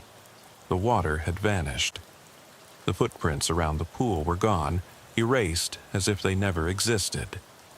With shaking hands, I turned to the tunnel and ran, adrenaline burning in my veins. The ladder loomed ahead. I scrambled up, burst through the hatch, and tumbled into the service room. I slammed the hatch shut and locked it. The station lights still hummed. I dropped to my knees, shaking. My radio crackled, dispatch calling my name. I barely answered, voice breaking. I told them nothing. Then I stood, shouldered my shotgun, and walked out into the pre-dawn chill. The neon dinosaur sign glowed feebly. I got into my cruiser, hands trembling. As I drove away, the sign blinked once, twice, and then went dark. I haven't slept since. The station has been demolished by order of county officials, supposed structural hazard. They say it was abandoned long before. The land is cordoned off, posted with no trespassing signs. I drive by only to confirm the bulldozers left rubble and empty space. No trace of a hatch, no tunnel, no cave. But at night, when the wind whistles through mesquite branches, I hear dripping water, faint laughter, and the whisper of dozens of children calling my name. And sometimes, at the edge of my vision, I glimpse her. Marisol's pale face hovering just beyond the beam of my headlights, eyes pleading. I don't know whether I freed them or trapped myself down there forever. And every time I close my eyes, I see the pool's empty surface, the grin of that innocent face splitting into a scream that never ends. I can't escape it. Every morning, I wake with sand in my eyes and that cavern breathing beneath my skull. My wife left 2 weeks ago. Couldn't stand the midnight calls where I'd whisper into the dark, "I'm coming back, I promise." And she'd hear only my ragged voice through a locked door. Now I live alone in the trailer on the county edge. Lights off, windows boarded. I've turned off my radio, sold my cruiser, and stopped driving past that blasted station. Claimed it was too dangerous. But the danger leans on me every second, pressing behind my eyes. I spend my days in the archives of Pecos County, poring over every missing children file I can find. I photocopy faded mugshots and handwritten case notes, then cross-reference them against cemetery records, jail logs, school enrollment lists. Anything to trace footprints of names I saw carved in that underground amphitheater. Sophia, Luis, Isabel, Diego, I see them everywhere, in census data, in yearbooks, in obituary listings. It's as if someone is writing me a letter in blood, guiding me through a puzzle I can't solve. By night, I wander city streets, flashlight in hand, checking alleyways, storm drains, abandoned loading docks. Any place hidden beneath neon glow. I've turned yellow police tape into makeshift service lines, hammering stakes around vacant lots, digging through gravel with bare fingers. My palms are raw, my nails broken. Neighbors whisper about the crazy deputy who rattles tin roofs at midnight. I don't argue. I don't care. I need to find them. Last Tuesday, I got a call from a detective in Amarillo, someone who'd found a journal page wedged in an air duct of an old courthouse. The entry read, July 14th, 2025. They're waiting in the open. The circle is growing. He will join us. I felt it like a knife twisting. The date was yesterday. I packed my duffel bag at once. Journal photocopies, a bullhorn, flares, a coil of rope, spare ammo. I drove north in the dark, headlights cutting through dusty horizon, until I reached the abandoned radio tower overlooking the plains. The tower legions stand like spokes into the sky. The winds howl through the metal lattice as if singing in tribute. I set my gear at the base. I clipped a red flare to the ground and another on the tower's lowest rung. I pointed my flashlight beam at the rusted doors of the equipment shack. Inside was only shattered glass and tangled cables, except for one panel I'd pried open. a cache of old police CB units, each labeled with county names: Wilbarger, Pecos, Archer, Lamb. Every unit had the same channel dialed, the one where I heard Marisol's voice first, channel 27. The frequency was supposed to be dead. I grabbed one, clicked it on. A static, then faint, unmistakable. Deputy. The channel pulsated with voices layered atop each other. I recognized some as dispatch calls I'd recorded, my own voice pleading, and others as children, crying, whispering, begging. I pressed record on my phone. A sudden wind whipped the tower, shaking metal grate against padlock. The voices rose in a chorus. Stay with us. Stay with us. I leaned close, hardened my throat, and spoke into the mic. Marisol? Sophia? Luis? Where are you? The static shifted, and a single, clear response cut through. We're inside you now. The tower groaned, and the light from my flashlight flickered. I staggered back, bumping the plaque embedded in the ground. In memory of Sheriff Dale Erickson. Erickson, Minnesota sheriff who vanished decades ago. His name here, etched in steel as a tribute. I crouched and ran my hand over the plaque. It was warm, vibrating with a life of its own. Then I saw them. Dozens of pale shapes standing in the edge of my light, around the tower's legs. Half-formed silhouettes of children, hovering no more than a foot off the ground. Their eyes were vacant, their mouths open in silent screams. I saw Marisol at the front, hair gleaming, arm outstretched as if to lead. I dropped the CB unit and raised my shotgun, but the shapes drifted in, brushing against my coat, filling the air with their endless lament. Stay, stay with us. Stay forever. I backed away, heart pounding. The ground beneath the tower shifted like wet sand, and a fracture opened, revealing jagged rock and the same carved symbols I'd memorized. A blue light pulsed upward from the fissure, matching the hue I'd glimpsed underground. The children's shapes was drawn toward it, their voices merging into a hum that shook my bones. A voice, deeper than any child's, echoed from the chasm. He completes the circle. I scuttled away, tripped over my duffel bag, and fell. The flare beside me ignited in my gloved hand, burning bright. I scrambled to my feet and ran for my truck, hearing the metal grate of footsteps behind, their slow, deliberate approach. I didn't look back. I roared the engine to life and sped off down the dirt road, the flare's red glow disappearing in my mirror. Now I'm parked under the streetlight in a city that never sleeps. I've deleted the recording. Can't risk anyone playing it and unleashing that chorus. I've thrown away the flare's remnants, but I still carry that sheriff's CB unit in my coat pocket. When I press the button, I swear I hear, "Complete the circle." I don't know what they mean. I don't know how I join them. But I feel the fracture pulling at me, a living thing beneath my skin. Tonight, I'll drive back out. I'll find the fracture. And when I peer into that blue light, I'll decide, do I stay with them and never worry again? Or do I run until I become nothing but a whisper on a dead channel?